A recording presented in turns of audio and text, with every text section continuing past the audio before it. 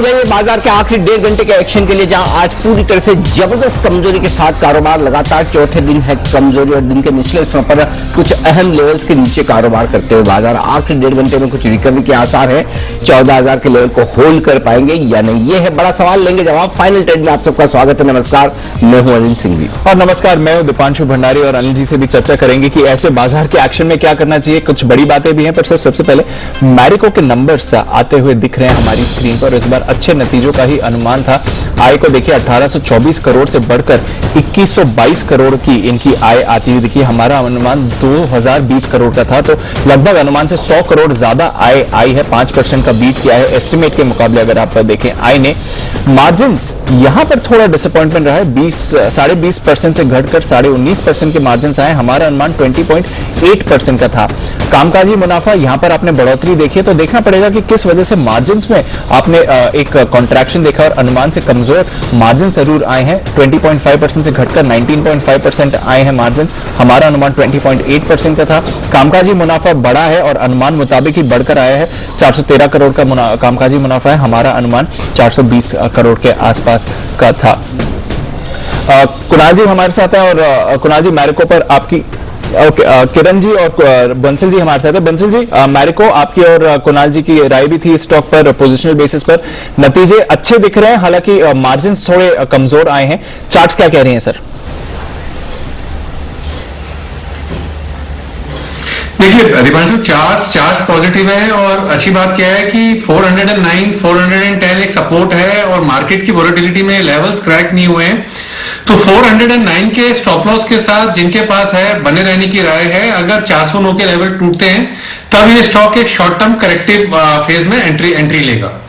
Okay, तो ये है आपके लिए मैरिको पर इनके आते हुए दिखे हैं नतीजे।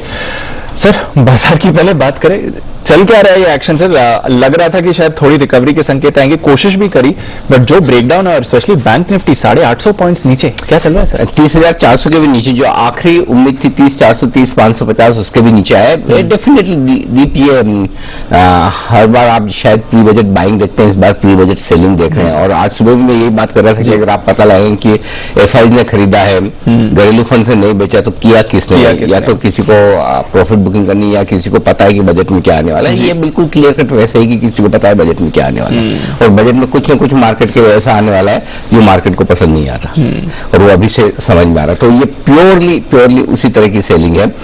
अब कहां तक गिरेंगे क्या है वो मैं बता दूं, मैं आपको लेवल से दे सकता हूं। तो ये 14,000, 14,050 आखिरी सपोर्ट रेंज है दिन के लिए, जी सर, जहां पर हम आ चुके हैं। इसके बाद नेक्स्ट बड़ा लेवल जो आपको निकल कर आता है वो 13,850 का आता है। इसके नीचे आपके लिए 150 पॉइंट की 13,850, वो अगला अहम बड़ा सपोर्ट निकल कर आएगा 13,850, अगर आप 14,000 के नीचे ट्रेड करना शुरू करते तो। और बैंक निफ्टी के लिए लगभग 30,000 के आसपास का लेवल निकलता है, यानी कि यहां से 300 पॉइंट की जगह बैंक निफ्टी में, 150 पॉइंट की जगह निफ्टी में और खुल जाती है अगर ये लेवल्स टूटते हैं तो। और बैंक निफ्टी में तो वो लेवल 30,400 का था जो ऑलरेडी तोड़ चुका है। तो अब अगला अहम सपोर्ट 30,000 के आसपास का है, और निफ्टी में अगला अहम सपोर्ट 13,850 के आसपास का है। और ये जिस तरह की बिकवाली हो रही है, clear cut pre budget selling है, प्री बजट सेलिंग 100%, क्योंकि अभी कहीं कोई ऐसी ग्लोबल मार्केट्स में आपको दिक्कत नजर नहीं आ रही। डाउ फ्यूचर्स अभी भी थोड़ी देर पहले हरे निशान में थे, नैस्डैक फ्यूचर्स हरे निशान में ट्रेड कर रहे हैं। बाकी कहीं कोई एशिया बाजार में, यूरोप में कहीं कोई पैनिक का माहौल हो, ऐसा बिल्कुल भी नहीं है। डाउ फ्यूचर्स 90 पॉइंट नीचे मार्केट, लेकिन नैस्डैक फ्यूचर्स ऊपर, तो ठीक है थोड़ा बहुत कमजोरी है, लेकिन इतना नहीं कि जिस हिसाब से भारतीय बाजार के 0.3% बैंक निफ्टी का गिरना, और वो भी तब जबकि आपके पास कल के सोमवार के एफआईएस के डेटा मजबूती वाले हैं, उसके बावजूद अगर आप गिरे, इसका मतलब क्लियर कट है कि किसी को तो बजट को लेकर डर है। बिल्कुल, तो ये बजट की वाली बिकवाली है। यश और बड़े लंबे समय बाद, 2-2.5 महीने बाद पहली बार शॉर्ट्स भी बनते हुए दिख रहे हैं। अब तक हमेशा लॉन्ग अनवाइंडिंग ही होती थी, लेकिन अब शॉर्ट बनते हुए दिख रहे हैं। नहीं तो पहले शॉर्ट्स नहीं बनते थे।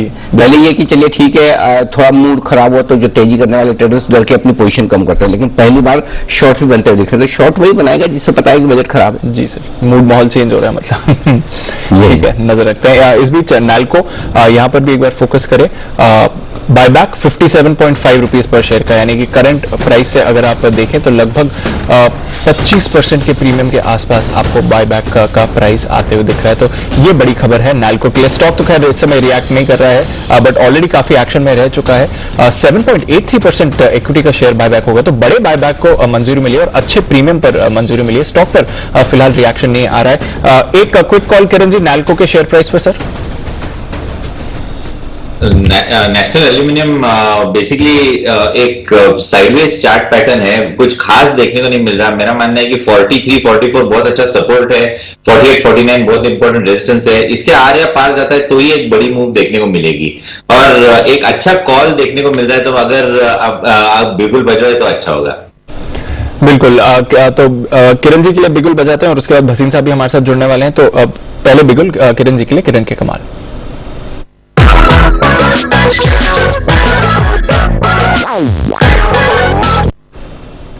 बताएं किरण जी।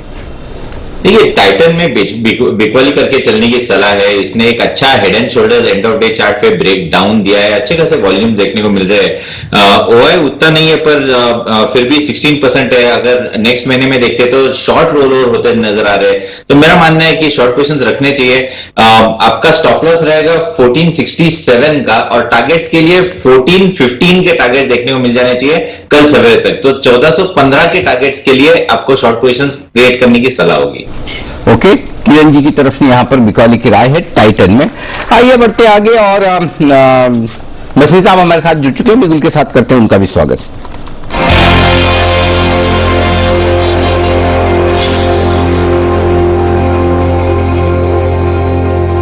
सर नमस्कार, स्वागत है आपका। बिकौली तेज होती दिख रही, कुछ अहम लेवल के नजदीक आ चुके हैं। बताएं सर एक बार पहले तो आउटलुक और साथ ही अपडेट भी।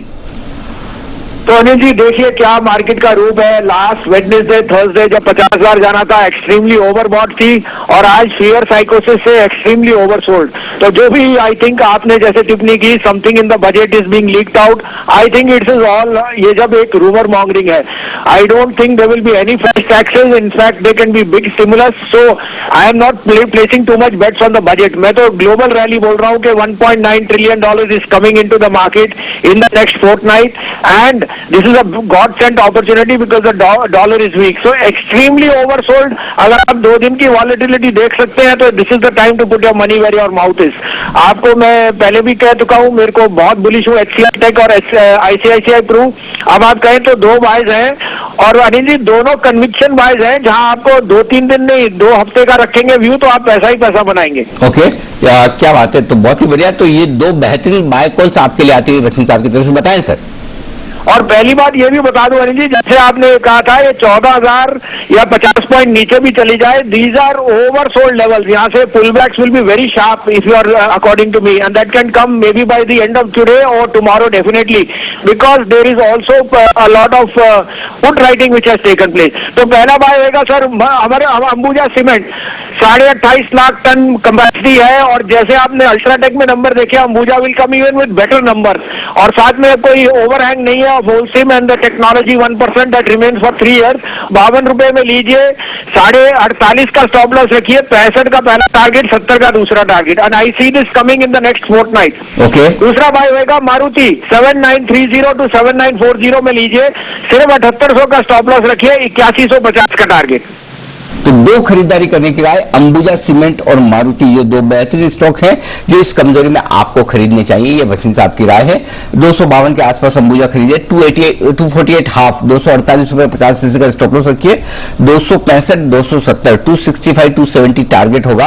और मारुति आपको खरीदना है 7,930, 7,940 के आसपास, 7,800 का स्टॉप लॉस, 8,150 के टारगेट के लिए।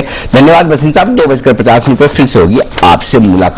आइए तब तक एक बार इवेंट्स कैलेंडर पर डाल ले नजर, किन ट्रिगर्स पर है बाजार की नजर, बताने के लिए मानसी हमारे साथ है तैयार। मानसी बताइए। Good afternoon Anil sir. आज निफ्टी स्पेस में अब एक्सिस बैंक और HUL दोनों कंपनियों के नंबर्स बाजार बंद होने के बाद आने की संभावना है। वायदा बाजार में United Spirits, Bank of Baroda, ICICI Prudential, ये नंबर्स का इंतजार है। इसके अलावा ट्रिगर्स टाटा कम्युनिकेशन को OFS की प्रीबिड मीटिंग पर नजर रहेगी। वहीं फोर्टिस हेल्थकेयर IHH के ओपन ऑफर पर सुप्रीम कोर्ट में सुनवाई होने की संभावना है। पीएनबी हाउसिंग पर फोकस रखना होगा। पूंजी जुटाने को लेकर एक बोर्ड बैठक कंपनी कर रही है और आज देर शाम यूएस फेड की मॉनेटरी पॉलिसी भी आएगी जिस पर हमारी नजर होगी। कल नतीजों के लिहाज से एक बड़ा दिन है। निफ्टी स्पेस में तो मारुति सुजुकी के नंबर आएंगे, लेकिन वायदा बाजार में एक लंबी लिस्ट है नंबर्स की। BEL, Colgate, MNM financial, Pidilite, Lupin, Cummins, RBL bank, Shriram transport finance, Tata chemicals जैसी तमाम कंपनियों के नंबर्स आते हुए दिखेंगे। इसके अलावा जनवरी सीरीज की एक्सपायरी कल होने जा रही है। स्टोवक्राफ्ट का आईपीओ कल बाजार बंद होने के साथ ही बंद हो जाएगा। गेल पर फोकस रखना होगा। 1046 करोड़ के बायबैक की रिकॉर्ड डेट है। दाम इसका 150 रुपए प्रति शेयर तय किया गया है। अंत में शुक्रवार के दिन नतीजों के लिहाज से निफ्टी स्पेस में सिप्ला, डॉक्टर रेड्डी, सन फार्मा, टाटा मोटर्स के लिए इंपॉर्टेंट होगा। आईओसी, टेक महिंद्रा और यूपीएल के नंबर्स भी इस दिन आते दिखेंगे। वायदा बाजार में अगेन लंबी लिस्ट है। Cholamandalam investment, Dabur, Manappuram finance, Exide, LIC housing finance, doctor Lal path lab, Vedanta जैसी कंपनियों के नंबर्स पर फोकस रहेगा। शुक्रवार का दिन 29 जनवरी संसद का बजट सत्र शुरू होने जा रहा है। इकोनॉमिक सर्वे पेश होगा इस दिन। आईओसी और डीसीएम श्रीराम दोनों पर नजर रखेगा। आईओसी नतीजों के साथ ही अंतरिम डिविडेंड पर बोर्ड बैठक होगी। डीसीएम श्रीराम भी नतीजों के साथ अंतरिम डिविडेंड पर बोर्ड बैठक करेगा और डीएमएम फॉडलर 1 रुपए प्रति शेयर के डिविडेंड की रिकॉर्ड डेट होगी 29 जनवरी। ओके, तो ढेरों स्टॉक्स हैं, ढेरों इवेंट्स हैं जहां पर आपको रखनी है नजर। इस बीच मैरिको का अपडेट आ रहा है। वॉल्यूम ग्रोथ 15% की आई है कंपनी की तरफ से, तो ये एक बड़ा फिगर है जहां तक वॉल्यूम ग्रोथ का सवाल है और अच्छी वॉल्यूम ग्रोथ कंपनी रजिस्टर करते हुए दिखी है। 15% की, हमारा अनुमान 10 से 12% के बीच का था, तो उसके हिसाब से देखें तो एक बीट करा है वॉल्यूम ग्रोथ फ्रंट पर। और कंपेरेबल सर -1% का था। और उधर देखो निफ्टी 14 के नीचे आ गई 14,000 के नीचे निफ्टी लीजिए। मतलब तोड़ने में बिल्कुल ऐसा वो गरम गरम मक्खन में कैसे चाकू निकलता है सर, बिना किसी। अब क्या अगला सपोर्ट सर? 13,850। अब सीधा वो 150 मतलब हाँ, बीच में कहीं रुक जाए लगा। बड़ा लेवल जो ढंग का सपोर्ट है वो 13,850 का है, उसके आसपास का है। 5-25 पॉइंट ऊपर नीचे ऐसा हो सकता है। 13,850 और 30,000 ये दो लेवल्स ब्रॉडली, क्योंकि अब तो मुझे भी वापस डेटा देखने पड़ेंगे पुराने निकाल के कि भाई ये क्या है। लेकिन वाकई में बिकवाली थोड़ी सी तेज होती दिख रही है और प्रेशर साफ तौर पर आपको नजर आता हुआ दिख रहा है। ये है आपके लिए इस वक्त। चलिए, तो मैं भी डेटा भी तैयार कर रहा हूँ, लेकिन इस बीच खबरों वाले शेयर एक बार जरा वरुण से समझ लें किन स्टॉक्स में खबरें हैं आज बाजार खुलने के बाद जो आई हैं उन पर नजर कर लेते हैं। वरुण, नतीजे आएंगे ज्यादा? तो नतीजे तो बहुत सारा है अनिल जी। अभी अभी अपने मेरिको का देखा, इसके पहले इमामी आया, तो काफी सारे नतीजे आए। लेकिन उसके पहले शुरुआत एक्सक्लूसिव खबर से करते हैं हमारी, जो हमने आपको एक्सक्लूसिव खबर दी कि एल&टी, इरकॉन, एचसीसी, जय कुमार इंफ्रा, आईटीडी सीमेंटेशन, तमाम 7 कंपनीज है जो कि बुलेट ट्रेन के प्रोजेक्ट की रेस में है और मुंबई के बीकेसी के अंडरग्राउंड स्टेशन से जुड़ा ये प्रोजेक्ट है। तो ये कंपनी जो है आज काफी रडार पे थी। अब बात करते हैं दूसरी और खबरों की, जहां पे डॉक्टर रेड्डी से इस कंपनी की जो कोरोना की दवा है उसको नॉर्थ अमेरिका में ट्रायल जारी रहेगा, ये खबर आई। लेकिन कुवैत में एक इनकी जो दवा है कोरोना की उसको रोका गया है। राइट्स इस कंपनी को 61 करोड़ का ऑर्डर मिला है। गायत्री प्रोजेक्ट इस कंपनी को 1750 करोड़ का ऑर्डर मिला है। स्टर्लिंग विल्सन इस कंपनी ने ओमान में 25 मेगावाट का सोलर प्रोजेक्ट जो है उसको शुरू किया है। टाटा एलेक्साई सेंटेंट के साथ इन्होंने करार किया है, आर्टिफिशियल इंटेलिजेंस के लिए करार किया गया है। अब बात करते हैं नतीजों की, तो इमामी के नतीजे बेहतरीन है। 144 करोड़ से बढ़ के मुनाफा 209 करोड़ पे आया। मार्जिन 32.5% से बढ़ के 36% पे आए हैं। कैनरा बैंक 505 करोड़ के मुनाफे का अनुमान था, 696 करोड़ पे आया है और ग्रॉस एनपीए जो है 8.23% से घट के 7.46% पे आए हैं। राणे मद्रास घाटे से मुनाफे में आई है, 7 करोड़ के घाटे के मुकाबले 5.4 करोड़ का मुनाफा है। ज्योति लैब्स मुनाफा 45 करोड़ से बढ़कर 53 करोड़ पे आया है। यहाँ पे भी अच्छे नंबर इसके दिखाई दे रहे हैं, मार्जिन में भी बढ़ोतरी हुई है। इंडिया सीमेंट भी घाटे से मुनाफे में आई है, 5.3 करोड़ के घाटे के मुकाबले 62 करोड़ का इस कंपनी ने मुनाफा किया है। महिंद्रा ईपीसी मुनाफा 7.6 करोड़ से बढ़कर 7.7 करोड़ पे आया, लेकिन मार्जिन थोड़े कम हुए हैं। इसके अलावा एसकेएम एग यहाँ पे काफी अच्छे नतीजे देखने मिल रहे हैं। साल दर साल अगर आप देखेंगे तो मुनाफा 4 लाख से बढ़कर 3.8 करोड़ पे आया है। हालांकि क्वार्टर कम हुआ है, लेकिन साल दर साल बहुत अच्छे नतीजे है। पॉलीमेडिकेयर मुनाफा 25 करोड़ से बढ़कर 35 करोड़ पे आया है और कुछ बड़ी डील्स हुई है। फेडरल बैंक में 10 लाख शेयर के सौदे हुए हैं और सेल में करीब 32 लाख शेयर के बड़े सौदे हुए हैं, 19 लाख का एक और 13 लाख का एक। ओके, तो ये है वो तमाम खबरों वाले शेयर जिन पर आपको करना है फोकस। आइए फोकस करते हैं बाजार पर, जहां 14,000 का लेवल भी अब खतरे में आ चुका है। आशु सर हमारे साथ है। आशु सर, आप कह रहे थे 14,000 के आसपास सपोर्ट लेना चाहिए, लेकिन ये तो उसे भी तोड़ने की कोशिश नहीं कर चुका है एक्चुअली, बात करते करते अच्छे से कर चुका है। अब क्या तो अनिल जी देखिए, जो सेल लगनी थी, जो एक्सपेक्ट किया था एक्सपायरी पे, और कहा था कि कोई भी आपको ऑब्लाइज करने के लिए और सपोर्ट करने के लिए नहीं आएगा when you are stuck and in this kind of a market, वही चीज देखी जा रही है अनिल जी। लेकिन अब कहां तक जा सकती है ये कहना थोड़ा सा मुश्किल है कि 14,000 अभी ब्रीच किया या डे एंड पे भी ब्रीच करके बंद होता है, ये देखने वाली बात होगी। तो 25-50 पॉइंट नहीं कह सकते अनिल जी। इंपॉर्टेंट चीज ये होती है जो डिसिप्लिन जिसकी हम बात करते हैं कि अगर आप खाली हाथ रखते हैं या लाइट रहते हैं, एक तो अनिल जी आप अपनी पोजीशन में लॉस करते हैं, और दूसरा अगर कोई अभी ये बोलेंगे कि 14,000 पे लेना है तो मैं अपने लॉसेस से उलझ रहा हूंगा, मैं 14,000 पे ले नहीं पाऊंगा। So it is a double whammy when you don't stay light. So it is very important कि there are chances that you will miss the opportunities, but वो opportunity miss करना बहुत healthy होता है। तो अनिल जी अभी तो मुझे जिस तरह से ये टूट रहा है, जैसे मतलब अब कल का दिन नहीं पता, क्योंकि जो मैं कल एक्सपेक्ट कर रहा था कि एक्सपायरी इफेक्ट आएगा वो आज आ गया है, और 14,000 के आसपास मुझे लगता है कि रुकना चाहिए अनिल जी, क्योंकि आज के लिए ओवरडन लग रहा है। लेकिन अभी भी कोई स्वीट स्पॉट्स नजर नहीं आ रहे हैं कि मुझे ये चीज लेनी है। और ऐसी जब मार्केट गिरती है तो अनिल जी कोई भी अगर एक फार्मा को छोड़ के, लेकिन ऐसा नहीं है कि फार्मा स्टॉक्स भी नहीं घट रहे हैं, कोई भी एक ऐसा स्वीट स्पॉट नहीं नजर आ रहा, क्योंकि अगर बाउंस करेगा तो ओवरऑल मार्केट ही करेगा। This time it is there is no sectoral identification के नहीं ये बहुत भागेगा और ये ज्यादा अच्छा रहेगा। मतलब हो सकता है कि जब वापस घूमे तो वीकर सेक्शन ऑफ द जो मार्केट है वो भी अच्छा परफॉर्म कर सकते हैं, वो ज्यादा अच्छा परफॉर्म कर सकते हैं क्योंकि टूटे ज्यादा है। तो कहने का ये है कि अभी भी वो साइंस नहीं दिख रहे हैं अनिल जी से लिया जा सके, तो I will wait for some more time के रिवर्सल हो। मुझे 100, 150, 200 पॉइंट ऊपर लेने में कोई दिक्कत नहीं आएगी जब एक बार कंफर्मेशन आ जाए कि वीकर हैंड्स कट चुके हैं, पोजीशन कम हो चुकी है, और जो फ्रॉड था मार्केट का वो निकल चुका है। So unless that sign doesn't come Anil ji, वो 14,000 क्या फिर 13,900 या 13,850 जो आप बोल रहे हैं वहां तक भी आ सकता है, but it is a difficult call. So I think the biggest discipline इनके, जितना खाली बैठोगे आप मजे भी कर सकते हो और आप लेने की अपॉर्चुनिटी भी ले सकते हो, लेकिन नहीं तो आप अपनी पोजीशन को संभालते संभालते अनिल जी थक जाओगे। बात तो ठीक है, जितना हल्के रहें खाली रहें उतना बेहतर। ओके, ये आपके लिए आया। और इस बीच देखिए बिल्कुल बाजार कहीं रुकने थमने का नाम नहीं ले रहा है। 14,000 के नीचे आने के बाद एक भी बार वापस 14,000 के ऊपर नहीं आया। ये मतलब गजब, मतलब जो सेलिंग का प्रेशर है वो बहुत ही तगड़ा होता हुआ दिख रहा है। तो बड़ा 50 पॉइंट सीधा माइनस है। चलिए, तो ये है इस का हाल, जहां पर कमजोरी का रुझान साफ आपको नजर आएगा। कुछ नतीजे आने वाले उनके अनुमान भी हम आपके सामने रखेंगे, लेकिन उससे पहले एक स्टॉक है जो काफी कमजोरी के साथ नीचे आ रहा है, वो है Naukri.com। 5-5.5% नीचे। पालिया साहब जरा इसके चार्ट देखिए, आज का टॉप लूजर है निफ्टी में। जो बढ़े हैं, माफ कीजिएगा वायदा कारोबार में जो बढ़े हैं वही गिरने में आगे होते दिख रहे हैं। इसके चार्ट क्या कह रहे हैं? तो बिल्कुल अनिल जी, चार्ट पे भी वीकनेस तो इसमें देखने को मिली। जो इसके प्रीवियस स्विंग लो थे जो कि करीब थे 48.20 के आसपास, वो भी स्टॉक ने तोड़ दिए। और जिस तरीके से आज के सेशन में इसमें वीकनेस बनी है, लगता है कि इस स्टॉक में भी और यहाँ से सेलिंग प्रेशर एक्सटेंड होते हुए दिखना चाहिए। यहाँ से जो इसका नेक्स्ट इंपॉर्टेंट अब लेवल इमीडिएट बेसिस पे जो दिख रहा है वो 4640 है, जो पहला सपोर्ट जैसा काम कर सकता है। क्योंकि अगर हम इसका वीकली सेटअप देखें तो 4640 के आसपास इसका अब नेक्स्ट सपोर्ट है। तो वहां तक मुझे लगता है कि सेलिंग एक्सटेंड होगी करंट लेवल से। जिनकी भी शॉर्ट पोजीशन है या जहां से शॉर्ट इनिशिएट कर रहे हैं, उन्हें स्टॉप लॉस जो रखना होगा। स्टॉक का नेचर काफी वोलेटाइल रहता है, इसलिए स्टॉप लॉस स्ट्रिक्टली फॉलो करें। 4770 ये स्टॉप लॉस से इसको शॉर्ट किया जा सकता है 4640 तक के टारगेट के लिए। ओके, तो ये है इन्फो है जो हमने देखा है कि 2 दिनों में काफी भारी गिरावट इस काउंटर पर आपने आती हुई देखी है। इस बीच चलते हैं राकेश जी कुणाल जी के पास बिगुल चार्ट कॉर्नर का।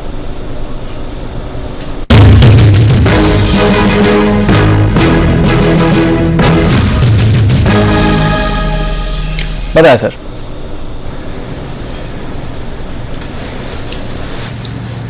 दीपांशु, मार्केट में लेवल्स टूट रहे हैं नीचे के, जैसे निफ्टी ने 14,000 तोड़ा है, ऐसे ही 90 रुपए का एक क्रूशियल लेवल ओएनजीसी ने तोड़ा है। ओएनजीसी में 90 रुपीज की एक बड़ी वाली नेकलाइन टूट रही है। एक नेगेटिव क्रॉसओवर बहुत लीडिंग और लैगिंग इंडिकेटर्स पे देखने को मिला है। तो ओएनजीसी पे बिकवाली की राय है। ओवर टू कुणाल जी।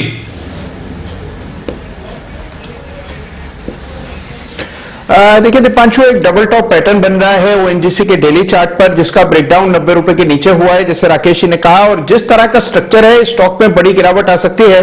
तो मौजूदा स्तरों पर ओएनजीसी में बिकवाली की राय है 90 रुपए 50 पैसे पर 90 हाफ पर स्टॉप लॉस रखें। पहला टारगेट 87 रुपीस का, दूसरा टारगेट 85 रुपीस का, तो 85 रुपए तक नीचे जाने की संभावना दिखती है। शॉर्ट करके चलना है ओएनजीसी। फुल शॉर्ट करके चलें ओएनजीसी को, जहां पर आप फिलहाल एक बड़ा ब्रेकडाउन आते हुए देख रहे हैं और स्टॉक भी कमजोरी दिखा रहा है। बिगुल पालविया साहब के लिए बीटीएसटीटी।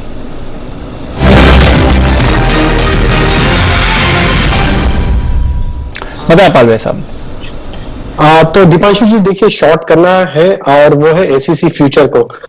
एसीसी में देखें तो स्टॉक में एक अप स्लोपिंग ट्रेंड लाइन का ब्रेकडाउन दिया, और जिस तरीके से ब्रेकडाउन के बाद स्टॉक पिछले 2 दिन से उसके नीचे सस्टेन कर रहा है, और सेलिंग प्रेशर आज के सेशन में भी काफी एक्सटेंसिव सेलिंग प्रेशर देखने को मिल रहा है। जिस तरीके से स्टॉक में पैटर्न बने, हमें लगता है एसीसी फ्यूचर को यहां से सेल करना चाहिए। 1638 के आसपास अभी ट्रेड कर रहे हैं।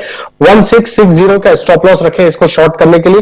लोअर साइड के टारगेट जो लगते हैं, फर्स्ट टारगेट आना चाहिए, करीब आना चाहिए यहाँ पे 1605 के आसपास, और दूसरा टारगेट 1585 के आसपास। तो एसीसी शॉर्ट करने की सलाह रहेगी। ओके, तो एसीसी को करना है शॉर्ट। ये है आपके लिए पालविया साहब की तरफ से सलाह, जिस तरह से वहां पर आप थोड़ी और वीकनेस बनते हुए देख रहे हैं। बड़ी वीकनेस आ रही है। सेल हालांकि वायदा कारोबार के बैंड में है, सुबह से पॉजिटिव था, अब अपनी गेन्स गिव अप करते हुए दिख रहा है। इस स्टॉक पर प्रेशर और बनते जा रहा है। इंडसइंड बैंक पर बड़ा ब्रेकडाउन आते हुए दिख रहा है। 4% की कमजोरी इंडसइंड बैंक आपको दिखा रहा है। इस बीच अनिल जी की तरफ से भी 2000 आने की तैयारी में है, और इंडसइंड बैंक पर अगर आप देखें तो ऑलरेडी हम यहाँ पर व्यू भी ले चुके हैं। सर 22 तारीख को फ्राइडे के दिन आपने शॉर्ट दिया था, वहां पे तो targets I think next day ही आ गए थे, और उसके बाद देखिए अब 800 के लेवल्स भी इंडसइंड बैंक दिखा रहे हैं कि तैयारी में है। हाल बुरा है बिल्कुल दीप, मतलब बहुत ही तेज गिरावट हुई है। आप देख सकते हैं, तो सबसे गिरने में यही आगे रहता है, और इसी की काफी जबरदस्त धुलाई पिटाई भी हुई। तो सारे बैंक्स एनबीएफसीज कमजोर दिख रहे हैं। एनबीएफसी में भी एलएनटी फाइनेंस हमने शॉर्ट करने की राय दी थी सोमवार को। 87 का पहला टारगेट था, उसके करीब आ चुका है। इनफैक्ट 8730 का लो बनाया, तो लगभग पहले टारगेट के नजदीक पहुंचा है जी। 85 दूसरा टारगेट है, तो आप अपना ट्रेलिंग स्टॉप लॉस के साथ होल्ड कर सकते हैं। आरबीएल बैंक भी बेचने की राय दी थी हमने 223 के आसपास। 216 पहला टारगेट था, 218 के आसपास पहुंचा है। स्टॉप लॉस ट्रेल करते चले, होल्ड करें। बीच में हल्की हल्की छोटी मोटी बाउंस आएगी, उस बाउंस में आपको फिर से बिकवाली करनी है, बस सिंपल यही। बिल्कुल, तो बाउंस में आपको करनी है बिकवाली, और प्रेशर बाजार पर और बनते हुए दिख रहा है इस समय। एलआईसी हाउसिंग फाइनेंस, जरा इसको भी देखिए, 400 का लेवल तोड़ा है, और जय ठक्कर भी हमारे साथ जुड़ रहे हैं। जय, एलआईसी हाउसिंग फाइनेंस 400 का लेवल तोड़ा है, 4% की कमजोरी है, यहां से और वीकनेस देखते हैं।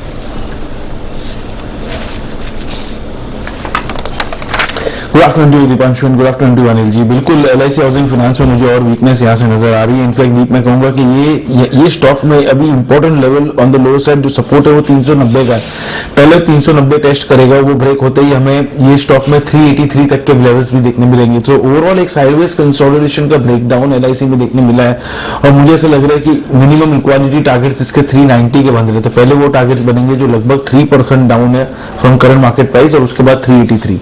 ओके, ये है आपके लिए राय इस वक्त एलआईसी हाउसिंग फाइनेंस में। और इस बीच एक आशु सर कुछ अपडेट भी अपनी तरफ से देना चाहते हैं, बताएं आशु सर। अनिल जी 10, 12 या 15 दिन पहले सेकेंड एक्सपायरी के बाद से अनिल जी मैंने एक स्प्रेड बनवाया था 75 रुपए की कॉस्ट में 14,200 और 13,600, और अनिल जी कहा था इसको बिल्कुल जीरो होने देना, क्योंकि या तो सेकंड वीक में या थर्ड वीक में कहीं ना कहीं सेलिंग आएगी जो 14,000 को भी ब्रीच कर सकती है, और जैकपॉट लगेगा। अनिल जी आज उसमें जैकपॉट लग गया, 75 रुपए लगा के 225 रुपए हो चुके हैं। मींस आपको, अगर आप किसी ने 75 रुपए लगाए थे तो आज वो अनिल जी वो 75 रुपए 225 हो सकते हैं। 150 रुपए का प्रॉफिट है उसमें पर निफ्टी के अंदर। सो अनिल जी ये ऐसे स्प्रेड्स हैं जो बहुत ही ध्यान से सोच के उसमें बनाते हैं कि तसल्ली से ऊपर नीचे की मार्केट में नहीं रहे। और बार बार पिछले दिनों में अनिल जी वो जो परसों भी बियर स्प्रेड बनवाया था वो भी प्रॉफिट के अंदर आ गया है, क्योंकि ये अब टाइम आ गया था पिछले 15-20 दिन से जो बार बार बियर स्प्रेड बन रहे थे, और जो Anil ji monthly beer spread है उसमें जो एक्सपेक्टेशन थी कि कोई ना कोई जैकपॉट लगेगा, वो आज जैकपॉट लग गया। अनिल जी 3 गुना भाव हो गया उस पुट का। बिल्कुल, तो आशु सर की स्ट्रैटेजी बेयर स्प्रेड वाली सुपर हिट रही। डेज लो पर है बाजार। आ रही है अनिल जी की तरफ से एक बेहतरीन कॉल, बिगुल कल के 2000।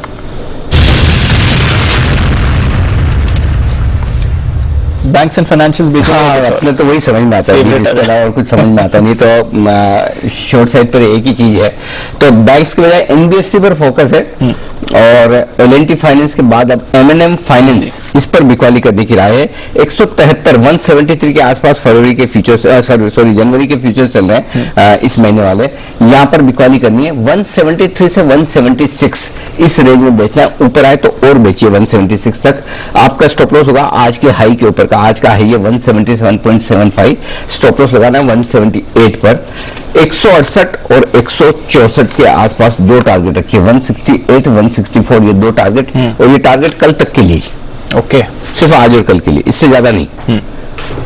और उसका रीजन है कि कल रिजल्ट्स आने वाले हैं।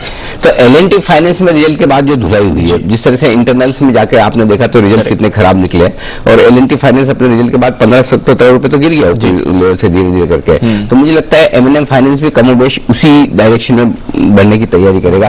तो आराम से बेचिए, हड़बड़ी नहीं, थोड़ा अभी बेचिए, थोड़ा ऊपर आए तो और बेचिए, 176 के आसपास और बेचिए। 173 से 176 आपके लिए शॉर्ट करने की रेंज है, मार्केट मौके भी देता है आपको बार बार। और 178 आज के हाई का स्टॉप लॉस, 168 164 दो टारगेट। Okay, understood. तो ये बिकवाली करनी है। बिल्कुल, तो फाइनेंशियल्स पर करनी है बिकवाली, और एक एक करके हम देख ही रहे हैं कि फाइनेंशियल्स पर प्रेशर आ रहा है। Nifty financial index, Nifty FSI, ये भी अगर आप देखें तो फिलहाल 400 पॉइंट्स की गिरावट ये इंडेक्स आपको इस समय दिखा रहा है। तो दिखा रहा है कि कितनी ज्यादा प्रेशर आपको बैंक्स एंड फाइनेंशियल यूनिवर्स में बनते हुए दिख रहा है। पर आइए, कुछ स्टॉक्स हैं जो होल्ड आउट कर रहे हैं। आज के सेशन में तो ऑफकोर्स थोड़ी कमजोरी है, बट एनसीसी पिछले कुछ समय से काफी अच्छी दौड़ ये स्टॉक लगा रहा है। क्या है वजह जिसकी वजह से इतनी अच्छी रैली आई है एनसीसी में, जानते हैं मानसी के साथ। बताएं मानसी। बिल्कुल दीपांशु, पिछले 6 महीनों में करीब 100% एनसीसी का शेयर उछला है। इसके पीछे की काफी सारी वजह है। एक तो मजबूत ऑर्डर फ्लोज इनके, साथ ही इन्हें जो बिग बुल बाइंग देखने को मिल रही है, साथ ही कारोबार विस्तार को लेकर जो कंपनी का विजन है वो भी काफी सपोर्टिव है। सबसे पहले तो इनके ऑर्डर्स की मजबूत स्थिति की अगर बात करें, दिसंबर में कंपनी ने करीब 8,980 करोड़ के ऑर्डर्स जीते हैं। सेंट्रल और स्टेट गवर्नमेंट एजेंसी से 15 नए ऑर्डर्स कंपनी ने हासिल किए हैं। वहीं दिसंबर की शुरुआत में बिग बुल राकेश झुनझुनवाला ने शेयर में अपनी हिस्सेदारी भी बढ़ाई, तो ये भी एक मजबूत फैक्टर रहा। नवंबर से लेकर इनके ऑर्डर इनफ्लोज में काफी मजबूती देखने को मिली। अगर नवंबर के आंकड़े भी देखें, 3,905 करोड़ के नए ऑर्डर्स कंपनी को नवंबर 2020 में मिलते हुए दिखे थे। कंपनी की अफोर्डेबल हाउसिंग, पानी की सप्लाई, बिल्डिंग कंस्ट्रक्शन, ये तमाम जगह पर फोकस है। और साथ ही इंडिया इंफ्रास्ट्रक्चर इंडेक्स में तेजी देखने को मिल रही है। अब देखिए, एसएनपी बीएसई इंफ्रास्ट्रक्चर इंडेक्स में पिछले एक महीने में करीब 24 से 25% की बढ़त दिखी, और ये इंडेक्स जो है ये इंफ्रा कंपनियों का जो प्रदर्शन है उसका प्रमाण है। तो इससे भी साबित होता है कि एनसीसी जैसे स्टॉक्स के लिए काफी पॉजिटिव ट्रिगर्स आने वाले दिनों में आते हुए दिख सकते हैं। मैनेजमेंट कमेंट्री की अगर बात करें, इस साल करीब 10,200 करोड़ के नए ऑर्डर्स मिल चुके हैं। पूरे FY21 में 10,000 करोड़ के नए ऑर्डर्स का अनुमान था, और ऑलरेडी यहां पर ये लक्ष्य जो है हासिल इन्होंने किया है। सरकार की इंफ्रा पर खर्च बढ़ाने के नए ऑर्डर्स में उछाल आने वाले दिनों में भी देखने को मिलेगा, और इस साल कुछ और नए ऑर्डर्स मिलने की भी संभावना है। एनसीसी पर CLSA की रिपोर्ट है, खरीदारी की राय है, लक्ष्य इन्होंने बढ़ा दिए हैं, 53 से लक्ष्य बढ़ाकर 80 के कर दिए हैं। इनका मानना है कि FY22-23 EPS अनुमान जो है वो 19 से 21% तक बढ़ाया जा सकता है। तो अच्छे ऑर्डर्स है, विजन अच्छा है, और साथ ही बिग बाइंग भी देखने को मिल रही है, जिसके चलते एनसीसी पिछले दिनों फोकस में रहा। सिर्फ खराब एक ही चीज है, मार्केट। इसलिए आज नीचे, बाकी खबरों के बावजूद अगर नीचे, तो उसकी एकमात्र वजह है कि बाजार का मूड, माहौल ही खराब है। आइए, इस माहौल में जय ठक्कर तैयार है अपनी स्ट्रेटेजी देने के लिए। उसके बाद 2:30 बजे की स्ट्रेटेजी डेटा भी मेरे तैयार है। तो पहले जय के लिए बिगुल।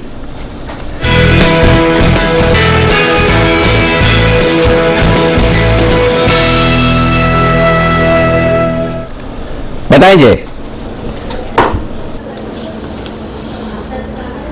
अली जी, शॉर्ट करने की सलाह है, और शॉर्ट करना है मन्नपुरम।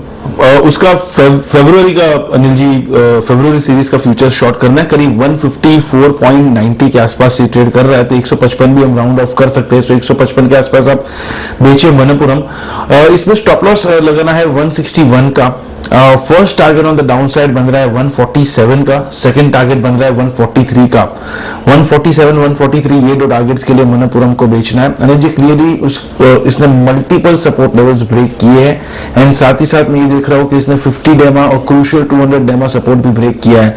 सो मुझे ऐसा लग रहा है कि मीडियम टर्म ट्रेंड रिवर्सल हमें मनप्पुरम फाइनेंस में देखने मिलने वाला है, और इसके short to medium term indicators में भी एक अच्छा खासा हमें सेल क्रॉस ओवर देखने मिल रहा है, विच इंक्रीजेस द प्रोबेबिलिटी कि ये स्टॉक यहाँ से और वीक ट्रेड करेगा।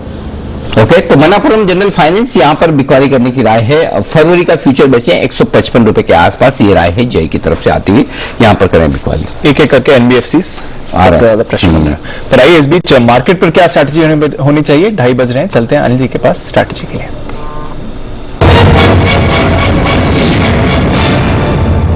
सर ग्लोबल सुस्ती है बट ऐसी कोई भारी गिरावट नहीं है। डाउ फ्यूचर 100 अंक नीचे है, परसेंटेज वाइज देखें तो अभी भी 1/4% की ही गिरावट है, कोई ज्यादा भारी गिरावट नहीं है। नास्डैक फ्यूचर से बल्कि पॉजिटिव ट्रेड कर रहे हैं और संकेत यूएस से आ ही रहे हैं कि आईटी स्टॉक्स पर व्यू फेवरेबल है।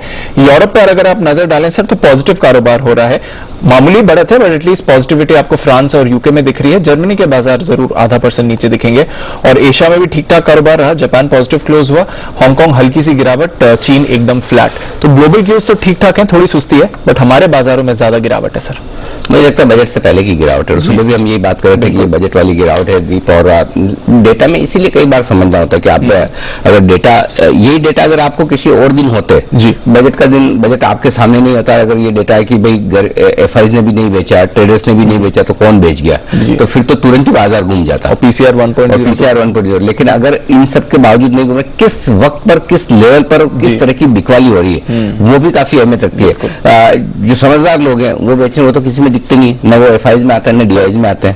वो समझदारों की तो कोई कैटेगरी अलग से है नहीं जिससे पता चले कि ये समझदार लोग हैं, उन्होंने बेचा है, उनके भी डेटा अलग से आए, वो तो कहीं लिखा नहीं है। तब ये समझ में आता है जब आप डेटा में अंदर घुसते, किस वक्त पर किसने क्यों बेचा है, तो ये क्लियर कट है, इसमें कोई डाउट ही नहीं है। बजट से पहले की होना चाहिए, कुछ स्मार्ट मनी इंडिकेटर बनना चाहिए, दिख रहा है दीप, इसलिए सुबह हम बात भी कर रहे थे, नो डाउट बिल्कुल क्लियर कट है कि इतना गिरेगा ये नहीं पता था, लेकिन अब कितना गिरेगा ये तो किसको पता होता है, क्योंकि अल्टीमेटली किस वजह से कौन बेच रहा है वो जो जाने वही जाने।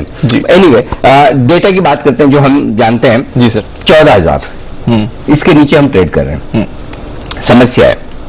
समस्या एक दो लोगों को नहीं है, समस्या उन तमाम लोगों को है जो पुट बेचकर बैठे हैं तेजी की पोजीशन बनाकर, और 14,000 तक दीप 1,50,00,000 शेयर, 1.5 करोड़ शेयर पुट ऐसे हैं जो रिस्क पर आ चुके हैं, और उसमें से 14,100 पे 32 लाख शेयर हैं, 14,200 पे 21 लाख शेयर हैं, ऊपर के और हैं। तो आप सोचिए 14,500-600 तक के पुट राइटर्स अभी भी खड़े हैं इस उम्मीद में कि कभी तो हमारा भला होगा। ये समस्या है। तो एक तो ये कि जो तेजी के क्या होता है, अगर तेजी करने वाले ट्रेडर्स की पोजीशन छूट जाए तब भी बाजार हल्का होकर बढ़ जाता है, लेकिन प्रॉब्लम है कि यहाँ तेजी करने वाले ट्रेडर्स की पोजीशन छूटी नहीं, ऊपर से शॉर्ट बन गए। तो अब दिक्कत सबसे बड़ी यही आ रही कि एक तरफ लॉन्ग पकड़ के खड़ा है, ऊपर से शॉर्ट वाला बेचे जा रहा है। तो अब 14,000 तोड़ने के बाद आपके लिए 1,50,00,000 शेयर रिस्क पर है, जिनके पुट राइटर्स नुकसान में है। तो अब हर उछाल पर आपकी बिकवाली होगी, वो कहां होगी मैं बता दूं।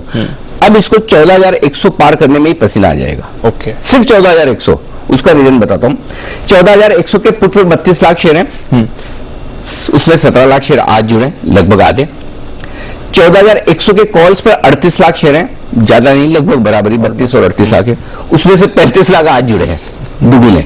तो आज 14,100 पर कॉल राइटर इतना तगड़े तरीके से हावी हुआ है कि वो 14,100 के ऊपर आपको क्लोजिंग तक उठने ही नहीं देगा। 14,000 के ऊपर भी हो जाए तो आप अब नसीब समझिए, क्योंकि 2:30 बज चुके हैं।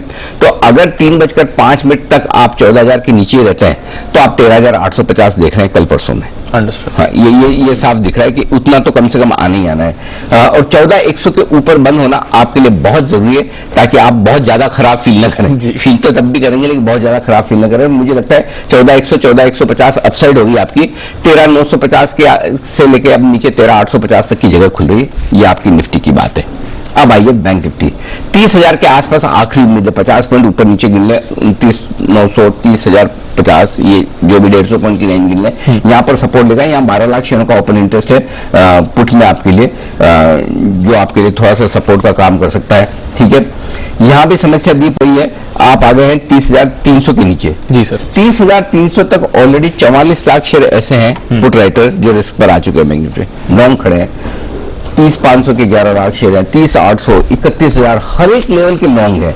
आप कहाँ बचेंगे? कहाँ बचेंगे? तो हर एक लेवल पर लॉन्ग है और हाईएस्ट ओपन इंटरेस्ट आपका आ गया 31,500, जो कि अब तो काफी दूर है। अब आपसे मतलब जो हिसाब से पोजीशन बनी है 30,500 पार करने में ही आपको मुश्किल आने वाली है। तो 30,500 के पुट पर 11 लाख हैं, कॉल पर 7 लाख शेयर हैं। तो अब धीरे धीरे आपकी रेंज नीचे की तरफ शिफ्ट हो रही है। तो आखिरी उम्मीद 30,000 बैंक निफ्टी पर है, 13,850 निफ्टी पर है और जो हिसाब से पोजीशन बनी है ऊपर आना मुश्किल है, बहुत दिक्कत वाली बात है। बिल्कुल सर, और हजार पॉइंट्स दोनों सेंसेक्स और बैंक निफ्टी पर आपको गिरते हुए दिख रहे हैं, तो प्रेशर बना हुआ है। थोड़ा प्रेशर को रिलीव करें। हाँ कर लेते हैं, एक बार सेठी साहब को बुला लेते हैं, वो एक दो बाई कॉल देके जाएंगे, फिर मेरा एक और शॉर्ट कॉल। अच्छा मिल के 2,000 माइनर रिलीफ। तो माइनर थोड़ी देर के लिए टेम्पररी रिलीफ के लिए बिल्कुल सेठी साहब के लिए।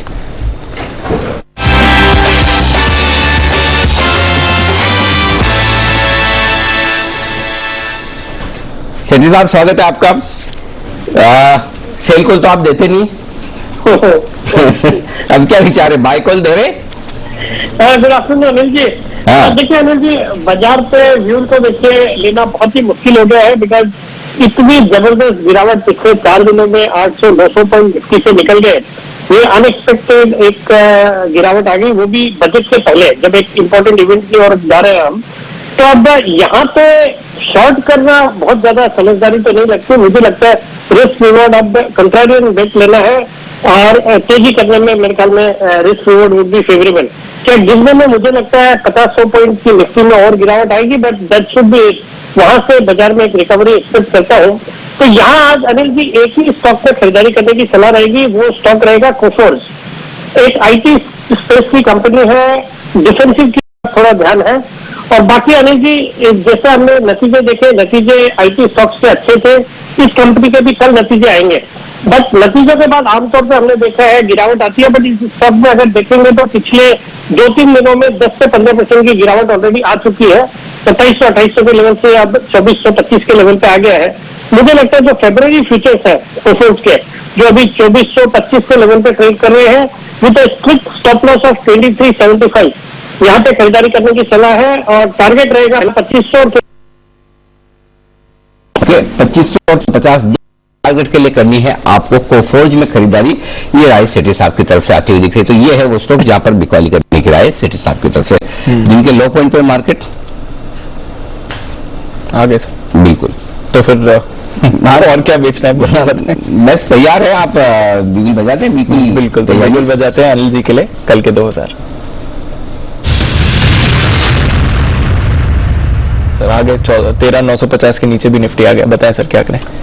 बिकवाली करने की राय। एक और NBFC है जहां पर बिकवाली करनी है। मैं NBFC पर ही मैं थोड़ा सा बेरिश हूं जी सर। और अब की बार की NBFC है श्रीराम ट्रांसपोर्ट, 1150 के आसपास चल रहा है। और मैं आज आपको बिकवाली के लिए रेंज दे रहा हूँ। रेंज इसलिए दे रहा हूँ कि मार्केट जिन लेवल्स पे थोड़ा सा एक बीच में एक आध उछाल दिखा सकता है, वो उछाल दिखाए तो वहां फिर से बेचिए, तो डरने घबराने की जरूरत नहीं। 1150 में बेचिए, बढ़े तो 1170 पर और बेचिए, ओके, चिंता की बात नहीं। 1180 का आपका स्टॉप लॉस। ये सारे लेवल जो मैं दे रहा हूँ जनवरी महीने के फ्यूचर्स के दे रहा हूँ। जनवरी फ्यूचर, हाँ, इसी महीने के कल वाली एक्सपायरी के दे रहा हूँ। और इसलिए भी दे रहा हूँ कल वाले के, ज्यादातर इसकी संभावना कल तक के लिए, ये ट्रेड आज और कल के लिए ही है। ओके। और उसकी वजह है कि कल फिर इसके भी रिजल्ट आने। इसको बेचने की दो वजह, एक तो रिजल्ट्स हैं, क्योंकि NBFC में भी वही रिजल्ट्स में वो जो एसेट क्वालिटी में अंदर जाकर आप घूर कर देखेंगे तो बहुत ही कम मामला ढीला दिख रहा है। एक दूसरा जो बड़ा रीजन है जी, वो स्क्रैपेज पॉलिसी। तो कमर्शियल व्हीकल्स को फाइनेंस करने वाली देश की सबसे बड़ी कंपनी है, और अगर कमर्शियल व्हीकल्स के लिए पॉलिसी, अगर स्क्रैपेज पॉलिसी अच्छी नहीं आ रही तो इनके लिए अच्छी कैसे हुई? बिल्कुल करेक्ट। अगर ज्यादा लोग रिप्लेस नहीं करेंगे, और ये तो रीफाइनेंसिंग वाले मार्केट में लीडर हैं जी, तो इसलिए मुझे लगता है श्रीराम ट्रांसपोर्ट 1150-1170 की रेंज में बेचे। 1180 का स्टॉप लॉस है, नीचे 1125 पहला टारगेट है, फिर 1100 और तीसरा 1090, 3 टारगेट के लिए बिकवाली कीजिए। 1125, 1100, 1090, 3 टारगेट। एक और काम कर सकते हैं जो लोग रिस्क कम लेना चाहें, कल ही की एक्सपायरी है, 1150 रुपए वाला पुट ऑप्शन खरीद लीजिए। 1150 रुपए वाला पुट ऑप्शन 11 रुपए में, 10 रुपए में मिल रहा है, 10 से 11 रुपए के आसपास है, वो ले लीजिए, वही आपकी रिस्क है। क्योंकि अब आप 1% का स्टॉप लॉस तो रखेंगे जी। कभी आप फ्यूचर में भी ट्रेड करते हो 1-2% का रखते हो, तो इससे बढ़िया है कि आप 1150 और पुट ऑप्शन इसलिए भी खरीदने की राय दे रहा हूँ कि रिजल्ट कल ही आने जी हैं। सर। तो 1150 का पुट ऑप्शन रख लीजिए, 10-11 रुपए में जो भी मिल रहा है वही आपकी रिस्क है, वो समझिए जीरो हो गया। टारगेट 35 से 50 रुपए। ओके, तो अगर ये 1100 के आसपास आ गया तो आपका 50 रुपए वैसे हो जाएगा। तो 35 से 50 रुपए का टारगेट कम रिस्क के साथ जिनको करना है वो सीधा 1150 का पुट ऑप्शन ले लीजिए। बढ़िया रिस्क रिवॉर्ड है। बस इसी पर एक बार जय से भी राय ली जाए जरा। जय, ये आइडिया ठीक है। श्रीराम ट्रांसपोर्ट फाइनेंस के चार्ट्स भी देखिए, एफएनओ डेटा भी देखिए और 1150 के पुट पर भी नजर डालिए।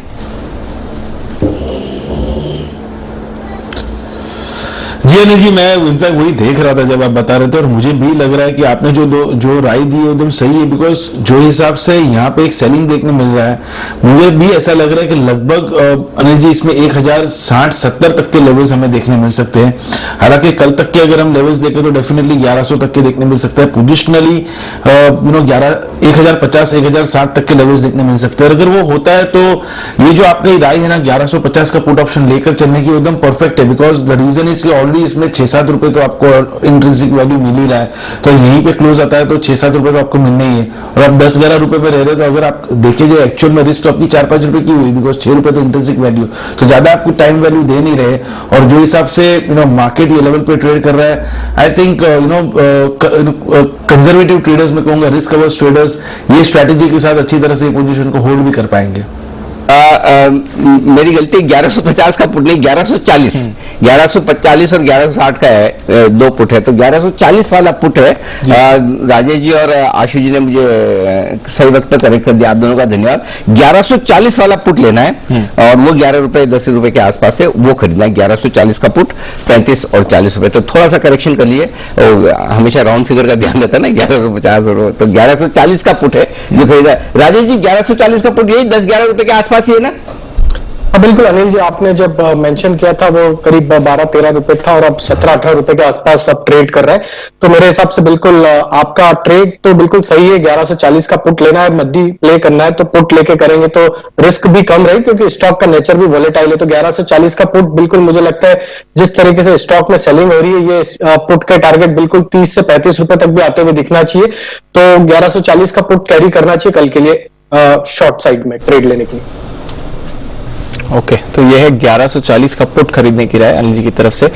35 से 50 के टारगेट्स आपको यहां पर आते हुए दिख सकते हैं। वीकनेस बढ़ रही है एनबीएफसीज में और अब और नीचे फिसला है, 13,950 के भी नीचे अब आपको निफ्टी फिसलते हुए दिख रहा है। तो पहले 14,000 का लेवल तोड़ा और अब 13,950 के नीचे भी आपको निफ्टी गिरते हुए दिख रहा है। मैरिको में आ रही है थोड़ी सी रिकवरी, पर बाकी स्टॉक्स हैं प्रेशर में। डॉक्टर रेड्डीज यहां पर नजर डालिए, बड़ा ब्रेकडाउन आते हुए दिख रहा है, 4.5% की गिरावट रेड्डीज दिखा रहा है इस समय। जी क्या चल रहा है काउंटर पर?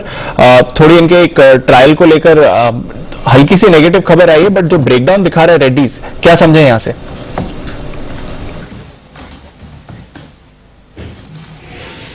देखिए दीपांशु, अनएक्सपेक्टेडली इसमें एक ब्रेकडाउन देखने को मिला है, एक नेगेटिव क्रॉसओवर देखने को मिला है और स्टॉक लगभग 4.8% डाउन है। बट अब यहां पर दीपांशु कोई फर्दर शॉर्टिंग नहीं करनी चाहिए, क्योंकि नीचे में काफी स्ट्रॉन्ग सपोर्ट्स हैं इसके। 4700 से लेकर 4730, 4740 का जो लेवल है वो एक अहम सपोर्ट है। तो जिन्होंने बेचा हुआ है वो निचले स्तरों पर करेक्शन डिक्लाइंस पर 4800 के अराउंड जिन्होंने बेचा हुआ है उनको मुनाफा बांधने की राय होगी। ओके, तो अगर आपने बेचा हुआ है तो मुनाफा बांध ले, अब इन लेवल से फर्दर सेलिंग नहीं करनी है, ये क्लियरली आपके लिए व्यू बन रहा है जहां तक रेड्डीज का सवाल है। स्वागत करते हैं नितिन जी का और जानते हैं कि उनकी डेटा रीडिंग क्या बता रही है निफ्टी की निशानेबाज नितिन मरार का।